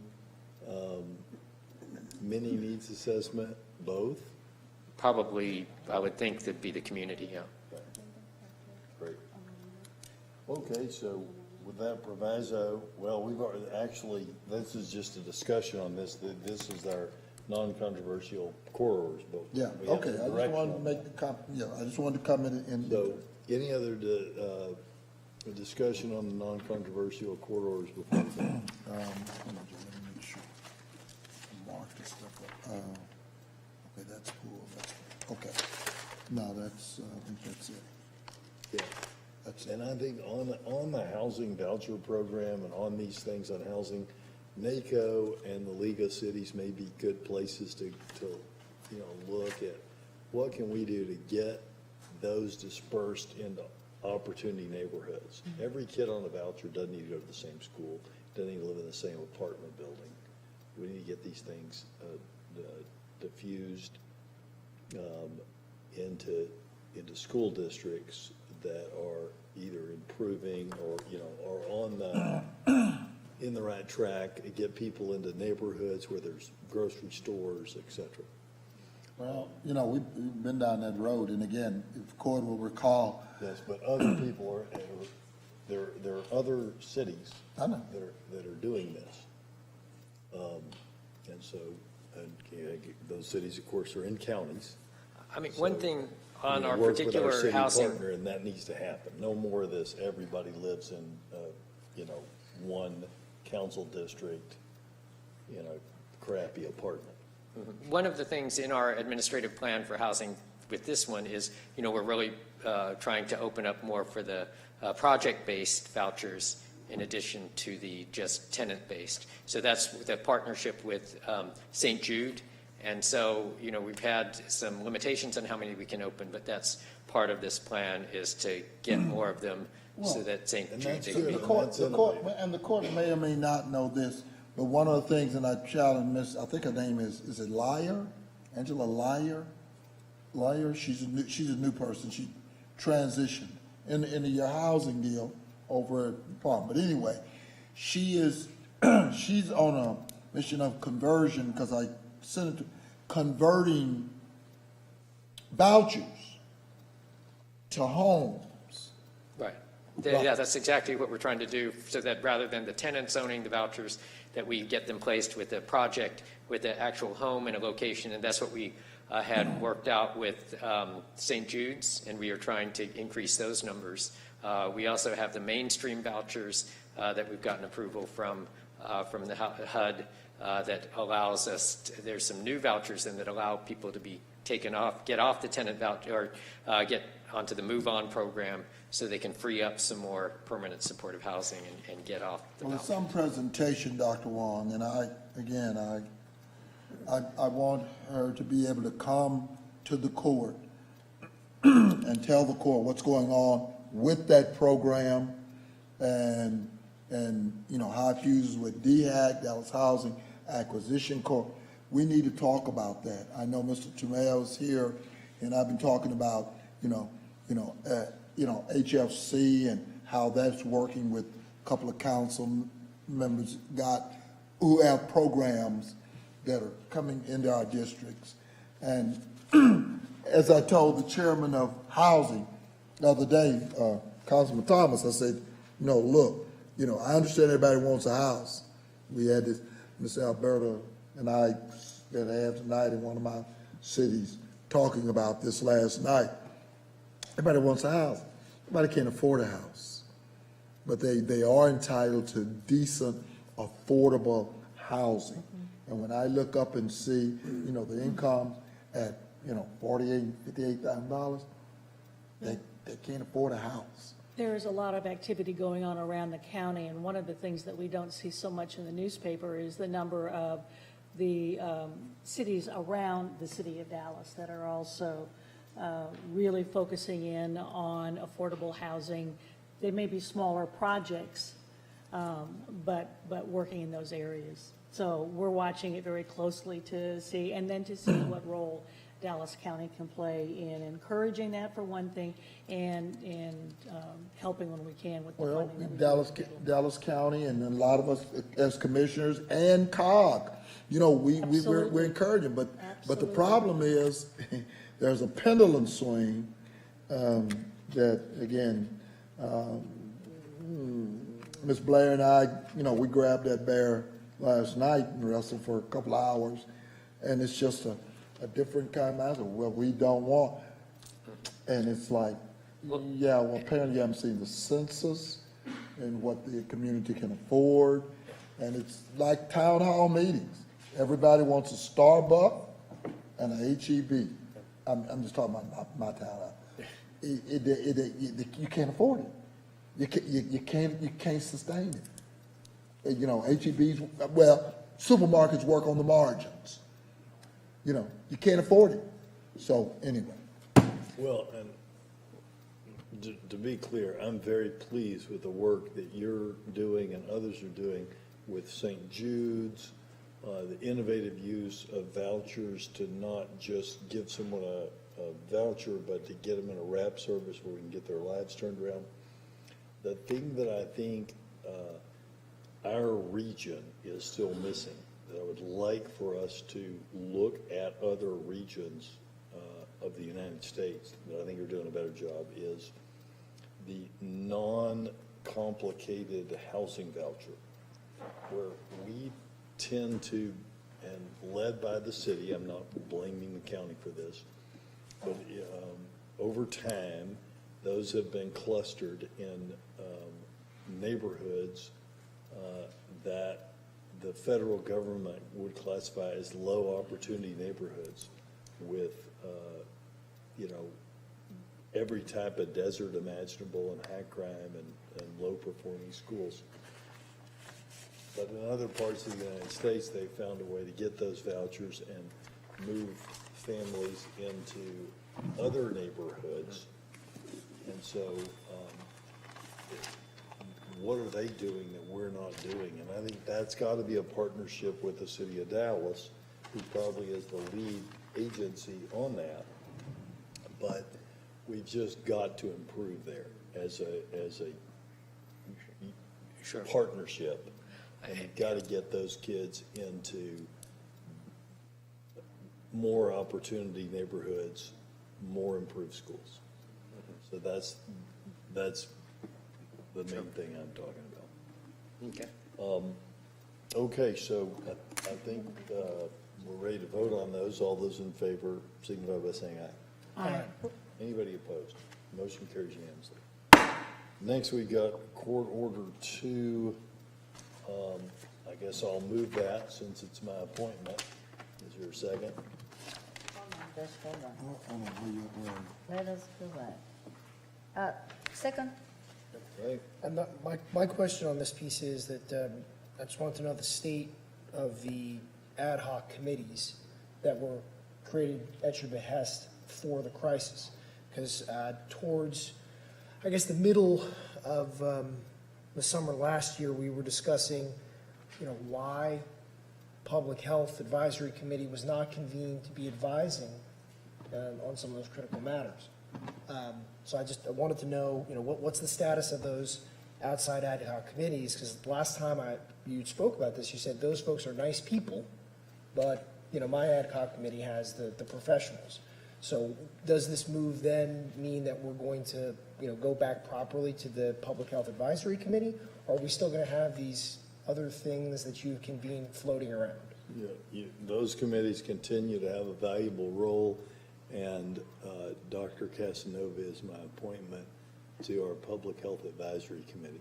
So those committees are subject matter experts on infectious disease, public health, and epidemiology, and some hospital CEOs.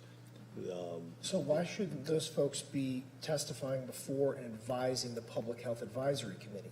Well, you'll now have a member of that committee on the Public Health Advisory Committee. And again, no knock on the Public Health Advisory Committee. That's a committee that's a standing committee that's been around for 20 or 30 years of lay people concerned about public health. This doctor. Well, they're not lay. They're not, lay people. They're public health directors in all stakeholders. I think Commissioner Koches is a retired friend of mine, but a retired military man. He has a degree from Yale in public health administration and has operated, major, has operated, major medical institutions within the armed forces. Like he's not. Did not know that. I know. Well, and that's part of the problem. Yeah, I know. I mean, you set something up outside of what we already have that exists, and you don't know the people that are on there, but they're nice people. They are nice people. Yeah, I mean, this, unfortunately, what this looks like to me is that Dr. Casanova will kind of speak with the voice of authority from what you have deemed the higher word, the more expert committee, when this committee, which represents all of the members of this court, should be the funnel by which that information and decisions are made. Now, I understand that we had a time when we were in a hot crisis, and it was your argument that that couldn't happen. That time is over. This committee should be the funnel by which information and decisions are presented before this court. So, I appreciate that Dr. Casanova is moving over. It should be a signal that those other committees are now, dissolved and will be, feeding up into the efforts that should be led by the Public Health Advisory Committee. Well, school superintendents still give questions regularly to the School Health Committee. We had a meeting last week, and as you saw, the doctors got together and just moved us from orange to yellow. But I understand your regarding those position. committees, what statutory authority do you have to create those committees? Everything we do is governed by the local government code. So what statutory authority do you have to convene those committees to act on behalf of this county? Because you're saying that they are advising schools. Are they advising them informally? Are they advising them under the seal and name of Dallas County? No, they don't advise under the seal or name of Dallas County. Those are my ad hoc committees that advise, and you've asked that they not be called Dallas County, so they can be Judge Jenkins Committee. But at any rate, they are the people that folks are listening to, because they are the people with the subject matter jurisdiction and knowledge of this, and they've been around for a year, and when this is over with, I'm sure they'll all be glad to go back to their paid job or their families in the evenings when they're meeting. Any further comments on this appointment to the Public Health Advisory Committee? I can understand this if this was going to be a shift and we're moving, coordination through this committee. But unfortunately, I think this sends a bad message to the public at large, because Dr. Casanova was leading those other efforts. And is this just, kind of a quiet hijacking of this Public Health Committee rather, he's gonna bully them Not at into? all. It's a simple matter that the former head of the Dallas County Medical Society, Dr. Rick Snyder, who was so helpful to us in West Nile virus and had an interest in public health, has reached the point where he cannot be reappointed under our rules because he served 2 terms. And so I've asked another head of the Dallas County Medical Society on public health. I always put a Dallas County Medical Society leader on the board, and Dr. Casanova has graciously agreed. And so I have appointed him or brought forth his appointment to the Public Health Advisory Committee to replace Dr. Snyder, who served ably for as long as he could. Well, in this instance, I'm gonna abstain until we stop treating them just as nice people, but rather as the folks that were supposed to be in charge of this situation. All those in favor signify by saying aye. Aye. Any opposed? Abstain. And 1 abstention. All right, motion carries unanimously with 1 extension from Commissioner Koch. Is there a motion on corridor number 11, also pulled by Commissioner Koch? And this is The tracing, COVID tracing. essential. Move approval. Second. All right, go ahead. Now, this is one where I continue to, I still, I don't know what chart, somebody's gonna have to tell me something with regards to this particular contract. It's that tracing platform called Accenture. Accenture's the consultant. This consultant to tell me what? I mean, what are we doing here? So this is what we've been talking about. You've been at it all sorry. time. This is what we've been talking about in terms of taking some of the technology and things that we've developed with COVID and being able to expand it to other non-COVID reportable conditions, take the contact tracing expertise, some of the technologic things that we've developed. And one of the big things with this is this centralized data engine. So one of the big issues that's been identified is our difficulty in ingesting all of the lab data, the hospital, like electronic health record data, immunization data.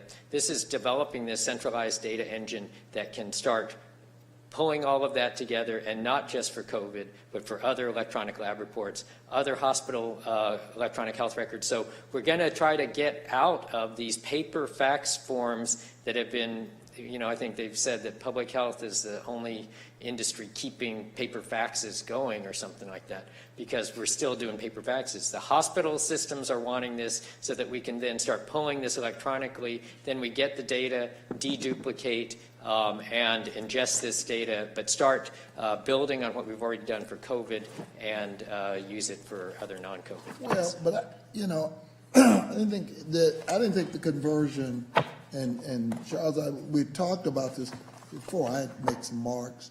I didn't think it was that difficult to talk about converting over. What all of a sudden? I thought that was the bill all along. That's what you've been saying, and so I'm trying to figure out why. That's what we've started now with COVID, and so this allows us to start expanding it to all of the lab reports. Through COVID, we've worked with now, I think we have 4 hospital systems that are starting to implement electronic case reporting, which is then able to pull data directly from the electronic health records and not again have to have these paper fax reports that are having to be manually entered with the data. Yeah. We're trying to, again, managing that data then requires the deduplication and all of these, sort of consolidation to a single case record. Yeah, this will help us with sexual health, other transmittable diseases, TB, the next thing. Well, it is the 2.4 million.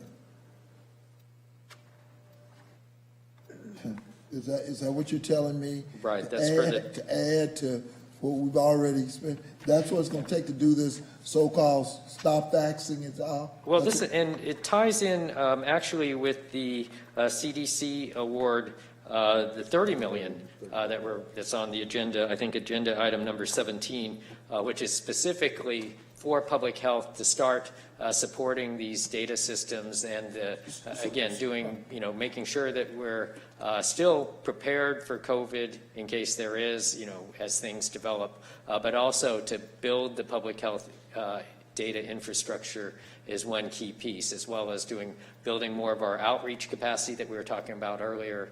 But I think what the opportunity is to leverage what we've been able to do, what the deficiencies that have been identified through COVID in particular, so that we can have a stronger infrastructure for public health for whatever comes up in the future. This is a perfect example of addressing the issues today by increasing the infrastructure so that tomorrow we are much better prepared for the variety of things that we don't even know exist right now, but we do know that we want to efficiently and effectively collect and use the data. I've been hearing that since day one. I got that. And we're still not there. I get that, but my problem is I still don't know who is and is driving.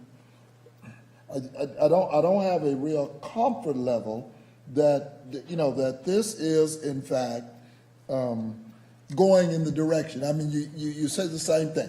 We're gonna stop using faxes. We're still antiquated. Yeah, but you $2.5 million, 2.4, and you said it's up to 30 million.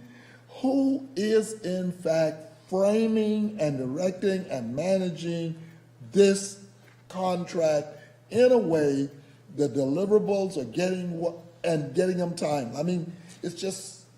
So we're actually working very closely with Melissa and her group with IT. One of her staff is going to be the product owners for the master data management piece. And so, we've actually been looking at Is IT going to drive it?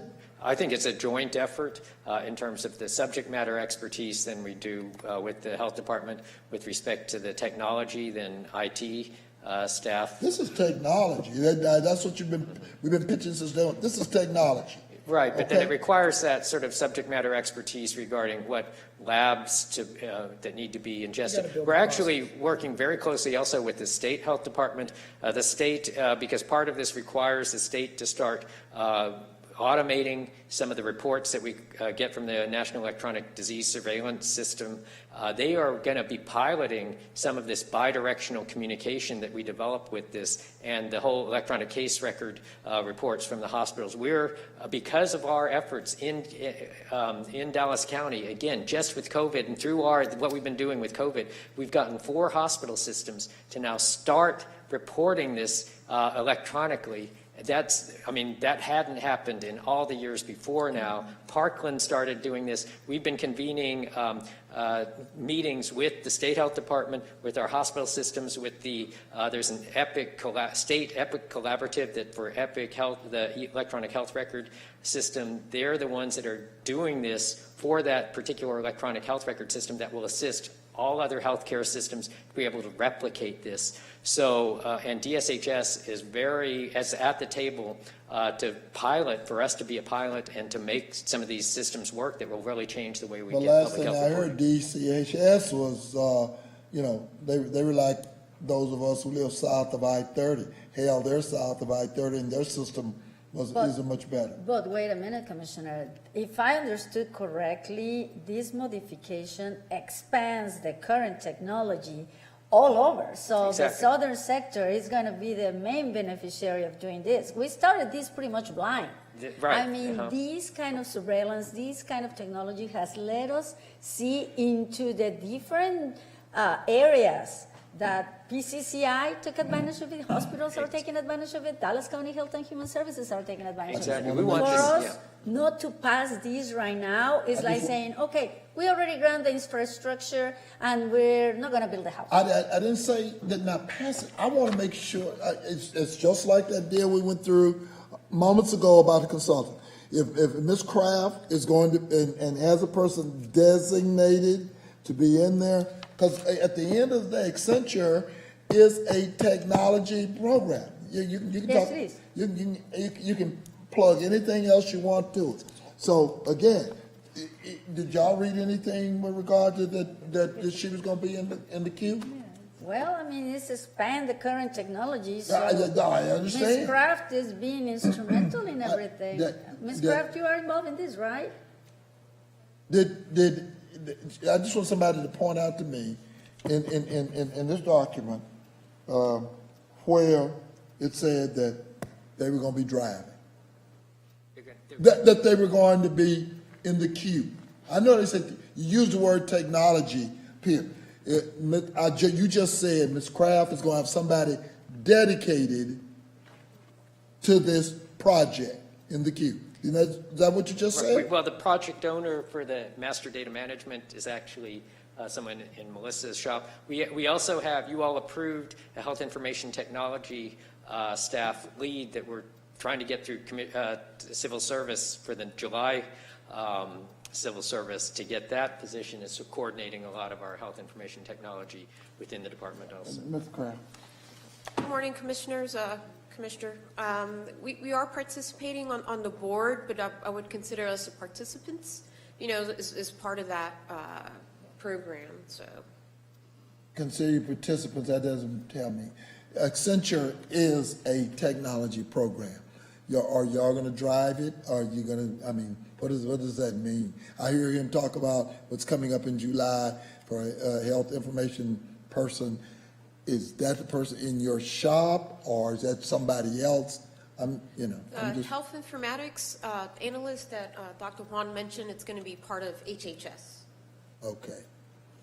So, But you're working together. Right. Because you each, the expert, subject expert on one side and the technology expert on the other side, you got to be working together on it. yeah.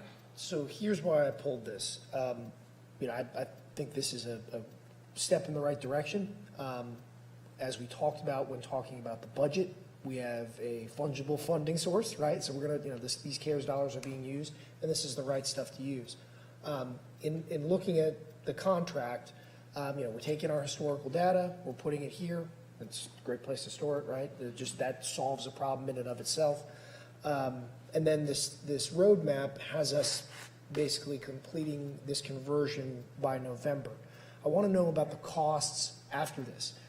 Clearly we're buying these licenses. They're going to have reoccurring costs, but this should offset some of our physical storage. This should offset some of our operational costs. And that's really what I need the public to hear, that this is an investment of these dollars. It's a smart time to do it because on the other end, we're going to have a more efficient, effective organization that's going to cost less. So can you speak to the cost less part of it? Sure. Absolutely. If you look at exactly a lot of, as I mentioned, a lot of this is required manual data entry in the past. Even like our reporting of our MTRAC data to the state. If you early days at Fair Park, we had 30 people manually entering these stacks of paper. And when we can get these automated, it decreases some of those labor costs. We've talked, definitely the numbers, for like contact tracing, we've had to purchase a certain number of Salesforce licenses. Those numbers are going down as we look at, as the numbers are going down and the requirements for contact tracing. So we've actually looked at, transitioning some of those licenses to help with other things. One of the things that we're looking at that will probably be coming back to you is how then building in the housing piece, some of that social services into the same data engine to be able to ingest that data to improve the service for both the landlords, for the customers, to get all their information and get qualified and submit all that, as well as the staff, which all makes the program efficiencies, reduce, again, the staff time and some of the manual things that are required, as well as makes the customer experience so much better. Yeah.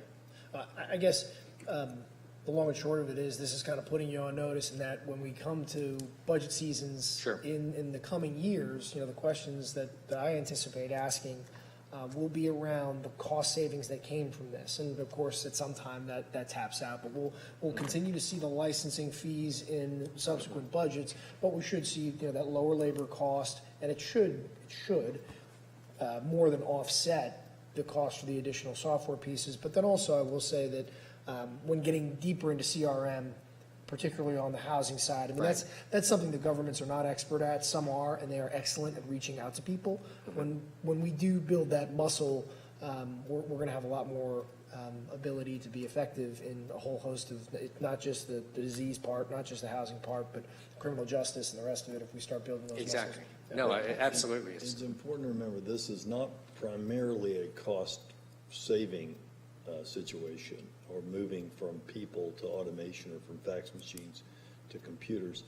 It's taking hopefully a quantum leap forward in actually tracking public health threats, so that we're working with our hospitals, everyone is working together, they're sharing that data, and we're getting closer to being able to as Dr. McAllister said during West Nile virus, kill the larva instead of chasing all the mosquitoes. And so that's the goal, right, is that it's going to cost a little bit more money to have a robust public health system, but over time. And I think we should, and I support that, but when I look up and see contract tracing Salesforce, you know, and then I look at the bullets underneath it, I'm just wanting to make sure we're doing something other than continuing. How much money have we spent on contact tracing to date? Well, what's the dollar? Probably closing in on the $10 million mark. Oh, no, we're definitely at 10 million. Well, they were tracking low for the, and obviously I've been in legislative session for the last 6 months, but we're probably somewhere around in the 10 to 11 million. Yeah, If you recall, okay. at the end of the year, we were tracking almost $3 or $4 million short of the original plan. Right, okay. So 10 million and, you know, another, you know, 2.5 million here. So at some point in time, we ought to be able to say, hey, we're really building something. So that was my concern, so you pulled it tonight. Okay. Got a motion. All those in favor, signify by saying aye. Aye. Any opposed? Motion carries unanimously. Next is 18, also pulled by Commissioner Koch. This is... Yeah, kind of the same things to talk about. And this, I wanted to, someone's got to move it before we talk about it. Oh, that's good. Is there a motion on 18? So move. Second. Go ahead. Yeah, so we're getting more texts, and I guess this is in anticipation of getting out to people to get boosters in the future, anticipating the need for boosters from the initial vaccination. And while this seems like a good purchase in that regard, again, kind of questions regarding will it be sustainable? How can we shift if it's not sustainable? This makes sense now, but if we build it into our process, a lot of these outreach companies charge more for text because they know that email failure rates are pretty high. They're spam filters, whereas less of that with the text. So it's probably for the foreseeable future going to be a more expensive outreach option than email or call center. So what can you tell me regarding the sustainability of doing this? I can see the near future boosters, but are we going to keep building this into our processes? I mean, this one in particular, probably, as I mentioned, this is specifically for what we've done with the COVID vaccinations. We're looking to expand it during this back to school year to try to be able to use it for some of our back to school immunizations and in community outreach, but then also automate more of that MTRAC reporting, take advantage of the system that's been with that, because so that is very manual intensive that we've done in the past that we're trying to get rid of some of that requirement. Now for the text, I mean, just as mentioned, we've almost got 500,000 shots that have been delivered at Fair Park. For each one of those, I mean, it has taken, we've learned through this, it's taken a whole lot of text messages, first to, send them out the invitations for appointments, then send out reminders for second doses, to send out when we change because of weather that we need to, cancel that day and move them to different days. So that's where, we've already exceeded a lot of what we anticipated for text messages because of all that communication, because of the huge numbers that we've had to communicate. Just to get 500,000 takes like 3 times the number of people that you have to send out messages to, and you send them out multiple times. So this is, part of this is also in anticipation then, should we need, for booster doses and other things. So. It's needed. And Dr. Huang, like I say in the other item, we started without anything, pretty much in the dark, blind. I mean, and regardless of all the, going through the cracks that happen in every single system, the reality is we cannot afford not to move this forward. Well, I just want us to establish that you got some critical, success factors, and that there's a return on investment with regard to what we're putting in. 12 million, I know folks say, well, we're going to benefit. Well, let's see what is the return on the investment. Sure. And what are those? And again, thinking of the evolution of this, when we first hired in Luminaire at that start, we were manually doing, it was in person. We were seeing, a good day when we had 3,000 in one day. The technology allowed us to get a maximum up to 12,000 people in one day and get all of that information electronically submitted into the state, in an automated fashion, which we couldn't have done that without this technology. It's and we're trying to expand and build off of that, but we're learning more about then what are those other needs, and text messages are certainly a big part of that. This is then taking public health, in my estimation, to a whole new level, because we've been doing tracing for 40 years with very few people. It was all done manually. But there wasn't the need that we've had in this year either. Right. And we could not have come even close to addressing the need manually. There's just no way that would be possible. But then this is also one of those items too that counties across the country had not invested in public health infrastructure ever. And so now we finally had that opportunity to do that in order to be good for today, but then also have us equipped to do what we need to do tomorrow and the day after that. So to me, this is infrastructure at its we're doing it here, we're doing it at elections, we're doing it in HR, and it's just areas that in county government across the country we had not invested in. It's time to do it, and we're doing it. So alongside of that, I mean, we are in many respects treating this as a part of the infrastructure. And I love Luminaire as a partner, but they may not always be a good partner. So that's, one of the things that I kind of want to get fleshed out. 3 years, things go south with Luminaire. Do you feel as though we can easily move our data someplace else to another market leader if one will exist by that time? I mean, I know that we got in on the ground floor with Luminaire, and I'm sure they're going to continue to do bigger and better things, but worst case scenario, they become a bad partner. Do you feel as though we're going to be able to?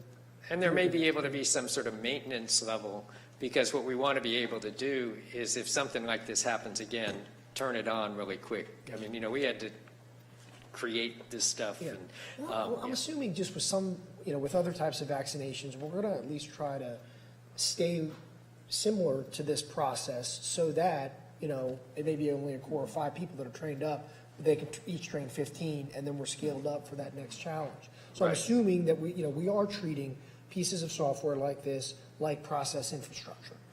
And as such, I mean, kind of want to get a feeling, hey, are we, is it financially sustainable? And are we making sure before we go down this road to put in the things we need to be able to say credibly, nope, we're done. We got to move on to someone else because you're no longer fulfilling our needs. Sure. I mean, I think we'll continue to evaluate it. I mean, this gave us the capacity to, we got all these iPads and things, and now to be able to do this in such a mobile fashion, get people registered, getting people registered on-site, getting people pre-registered, manage waiting lists if we get 1 million people on a list, and how do we, prioritize it. That we now have that capacity, we can do it if we need it. And so, I think that if there's some way we can maintain that capability, scale it down, and if there's something better as this, evolves, sure, we want to continue to look at that. But right now, this. From my perspective, we've had a lot of the time where we just got to buy the thing, right? Because we're in deep. We're coming out of that time, and we need to figure out what do all these things still mean in our ongoing budgets, but then also our ongoing processes. I mean, if we're not thoughtful, we'll be in a place where, well, we really like this program, but it's just going to have to sit on the shelf because it was only there for the crisis. Or we really like this program. It's not the best fit for how we operate on a day-to-day basis, but we have it, so we're going to use it. Both are bad options, right? Both don't reflect the fact that, your day job, the normal county operations, need to be the thing that we optimize for. And I just want to make sure that we're doing all the right things in that regard. Well, that's the beauty of Luminar, as far as I'm concerned, is the way that it had been developed with such a communication with end users and the participation of the IT department in making sure that it did do what Dallas County, first of all, needed, and second of all, would be able to monitor, to make sure that it did stay on track, and would be able to maintain it enough to carry it forward. Yeah, I mean, and to be kind of candid about where Luminary is, that makes sense, right? They're in sales mode, they're in growth mode, everyone's pumped that works there. At some point, they're going to be the 800-pound gorilla, and they're going to start caring less about us because, we'll quickly be forgotten, and there may come a day when, they're not a great fit. So, hopefully But that that day happens never with almost everything. technology, right? I know, but And so far, they've been in this incredible. regard, this is one of those rare opportunities where we have at the base level. Just be ready. If we have to leave, we got a bag packed. Okay, Dr. Huang, I think we're telling you, we love this for right now. Okay, sounds good. Judge, you can call the question. We're a happy family. All those in favor, signify by saying aye. Aye.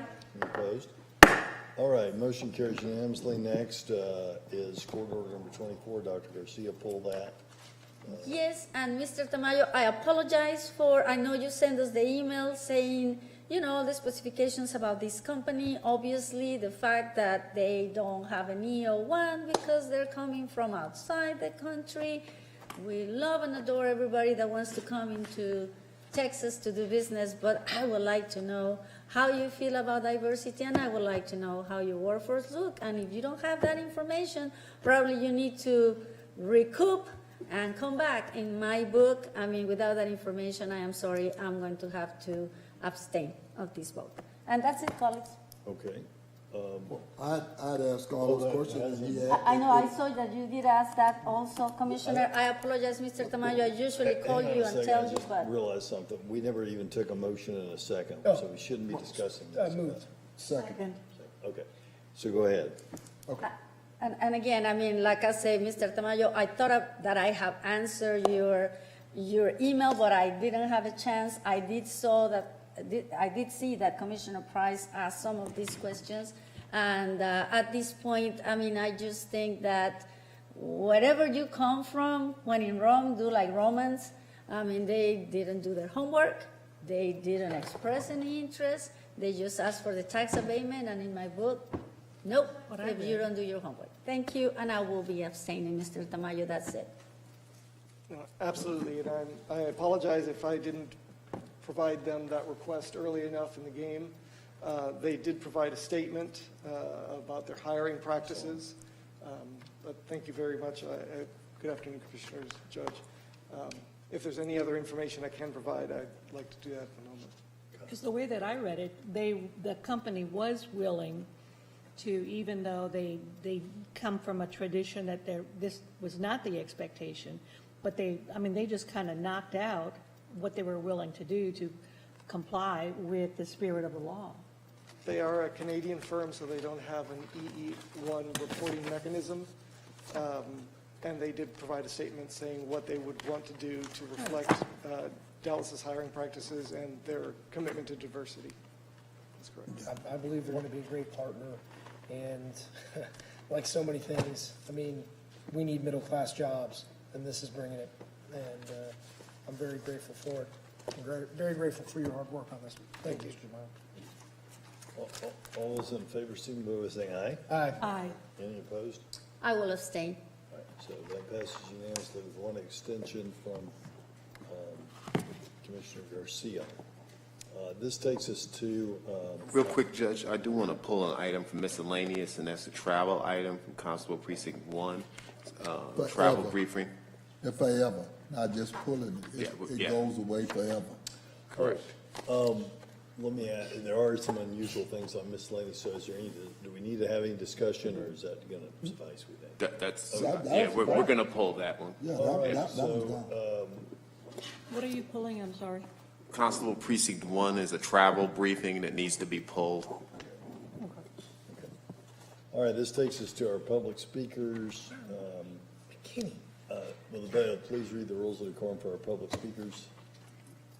All Commissioner Court attendees are hereby advised that this meeting is conducted in accordance with the provisions of the Dallas County Code, Section 74-71.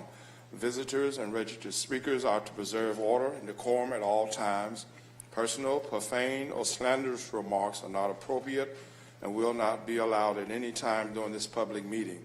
Any and all applause is to be kept brief and observant of time constraints.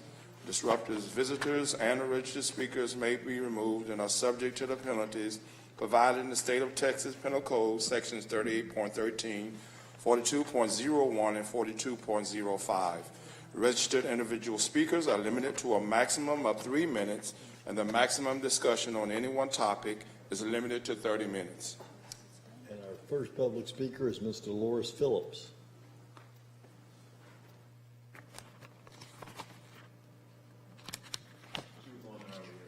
Can you hear me now?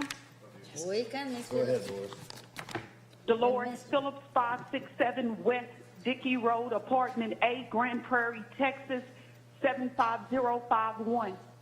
I did send you emails with handouts of the videos, the 5-minute video clips of what the city attorney's office released of the 2-hour-plus meeting that was held at Jack Evans headquarters on October 25th, 2013, that was prearranged by Mayor Rollins 2 to 3 weeks prior. I continue to study Mr. Groden's case, Robert Groden's case I found on last year. I want to say this for public announcement because I believe you're trying to set me and my family up to fail. What I will be doing, and I decided this, I prayed about it Sunday night. From now on, this point on, regardless of the jurisdiction I'm in, when 911, when lights are behind me, law enforcement, for me to pull over, I will put on my emergency flashers. I will immediately dial 911. I will tell any jurisdiction where I'm at, Dallas Police Department has a fabricated police report connected to my name. It is public record for law enforcement. It's dangerous. So can you please, if I don't know the way to the nearest police station, precinct, substation, can you get me there? Can you give me the directions and have a superior standing out to be a witness? I continue to study Robert Groden's case. You took him to jail for his ideology being different than Dallas's. You also called out Homeland Security downtown on Robert Groden for being lawful. I'm getting it thrice as more inhuman and lawless than Robert Groden, being a non-minority male. Please allow me to state for the record, when the 2 hours were redacted from the meeting at DPD headquarters, it was not to save me, but to stop from incriminating Dallas because it was Corporal Cotner who was angry, antsy, and anxious because I believe Mayor Rollins told him to hold me just like they told and had meetings to incarcerate Robert Groden unlawfully. I believe Corporal Cotner wanted nothing to do with it, but he had to do it in order to save his job. That was his mentality. What I want you to know, I will not allow you to minimize the lawlessness. Each one of you, in humility, I say, became complicit in this cover-up years ago when I came speaking before you. Not as a team, but as individuals, and you can be named. I humbly say this. I know I'm going to have to take blows. I ask my family to keep themselves in the hands of the Lord. I don't fight police police. I don't open to persons born with vaginas. Let me say for the record, for the persons who's born with vaginas, who's partaking in this, I dare you say anything negative about Weinstein or Kelly. I mean that from the low of my heart, because if you do, you would be lawless, self-contrary hypocrisy. Please allow you to, please stop your court race. You're being criminal and you're being perverse. All right. Thank you all. I'll speak on next month. See you next month.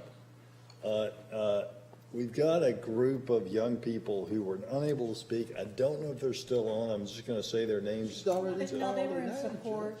They were in support of the resolution, but they were in class. Okay. And so they were streaming it to their classroom. Gotcha. And Well, gave us a round of applause. If anyone is on from that group and would like to speak, please just raise your hand on the Teams meeting and let us know. We certainly will be glad to hear from you. Our next speaker that is not on that issue is Camille White. Is Camille White here?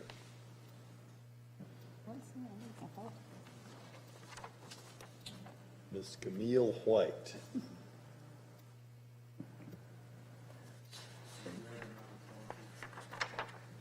She is on the phone? Okay. Miss Camille White. All right. Doesn't appear to be here. Our next speaker is Mr. Kevin Felder.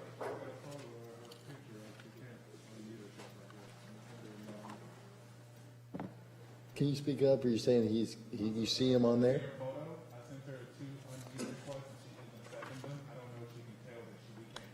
Hello, can you hear me? Okay, go ahead, ma'am. Okay, I'm sorry, and please don't start the time because I was trying to unmute and I couldn't unmute. Okay, so is my timer started? Can you please tell me when the timer gets ready to start? I do apologize. We started the time for you. Go ahead and state your name and tell us what's on your mind. Okay. My name is Camille White, and I am calling because I arrived at 4600 Solar Lane at Gethsemane Missionary Baptist Church at 1:30 on June 5th. I witnessed the following at the polling location. A table set up with food across from the polling location along with a bounce house and a 4 to 5-piece band. It had Adam Balladuza's sign on the food tables and banners at the top and at the bottom of the table. At the top and the bottom. I didn't know at the time, but candidate Adam Balladuza was present at the food table eating along with Claudia Flower and Park Board member Daniel Woods. Precinct Chair 3045, Ms. Salandra Gilmore was present at the event as well. I'm only mentioning her because she was there to witness the entire event. Then Claudia left the food location and walked across the street and went into the polling location after Mr. Woods and Balladuza left the event. She was wearing a white suit at that time, which will be referenced in the video. Mr. Woods left at or around 1:55, and Mr. Balladuza left at around 2:33 p.m. I saw Mr. Balladuza leaving, stuffing food into his mouth as he walked away. Ms. Claudia had loud words with me because she was upset because she said I was within the 100-foot marker passing out literature, which upset her greatly. Please note she was not the election judge at this location. And since I witnessed her doing it and there was no marker presently, I did it as well. The area was not properly marked by boundaries as signs, and it should have been. Ms. Claudia saw Mr. Felder in his car passing by, and she stepped out of the polling location and called him trash and said he hadn't been there, and I couldn't hear the rest of what she said.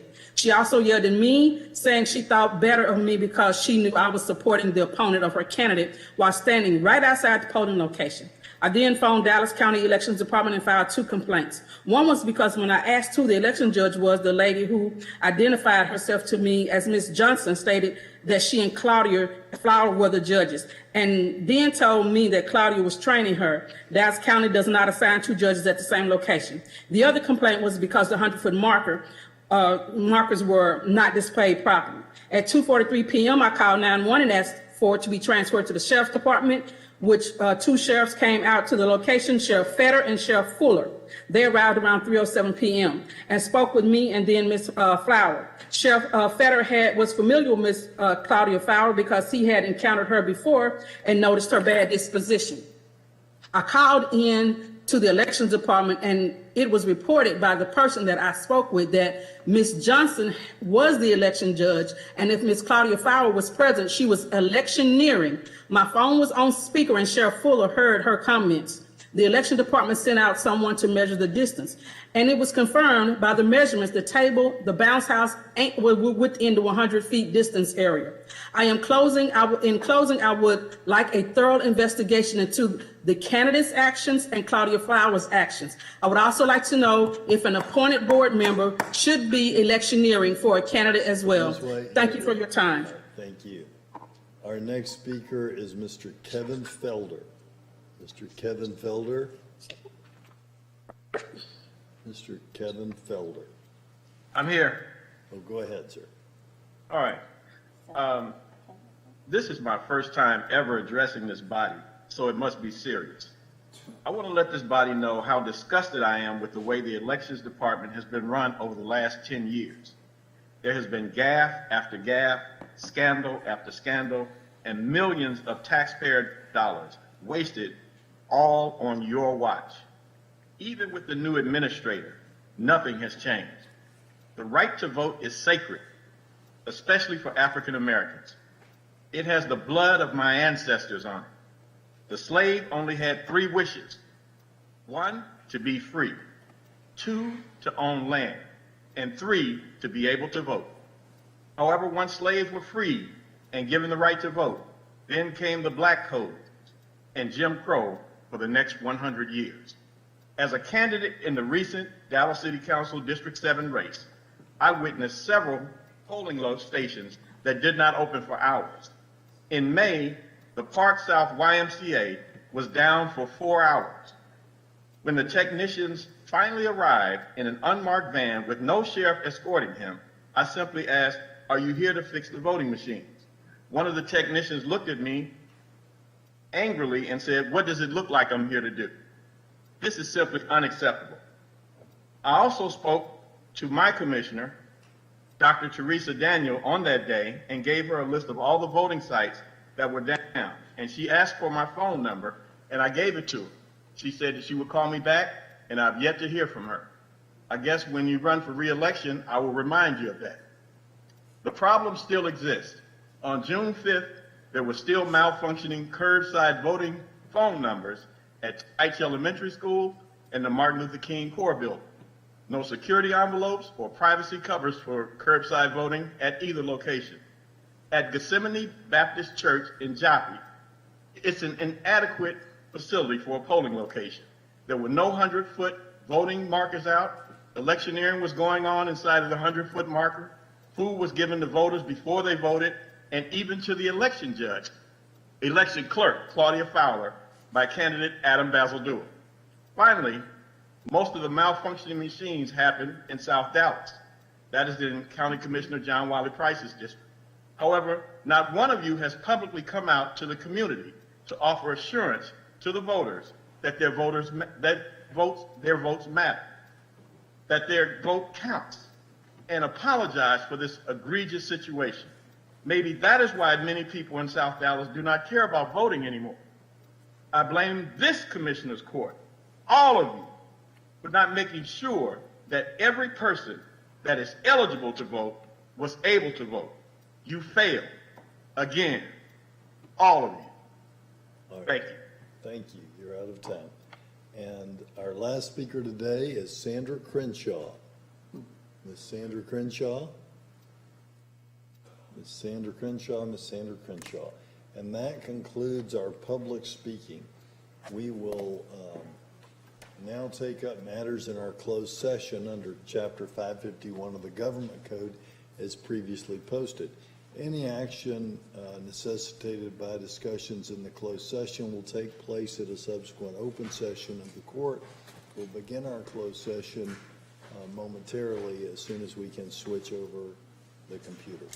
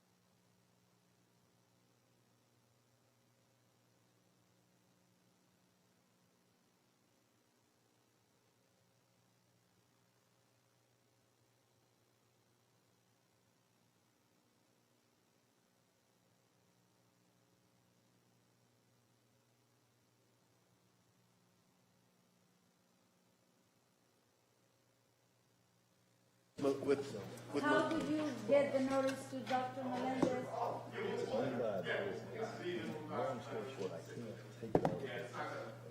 It's not coming to the agenda, it's not coming to. No, it goes to civil service, we get. And you are okay. Sorry that you lately have been getting all those people in the job. We appreciate you. We appreciate you. I mean, I just know 2-3 cases and you. 214. So if you had this situation. Yep, yep. They're not gonna be happy either. 499. Man, 33. that's not good. They're not gonna be Yeah, happy. here's Ernie. His name is Ernie Williams. Absolutely. I heard the rest of the story. Yeah, I just did. Come on, guys. The lady who's doing got that damn big old Totally fine for people finding the one, or at least the one right now, or whatever, but you can't jack up what we're trying to do here. So, you know, if you guys don't come, you're not in the same departments, sure. But once someone has a call with another person, that's not. Okay, we ready? The rest of the story. Ready?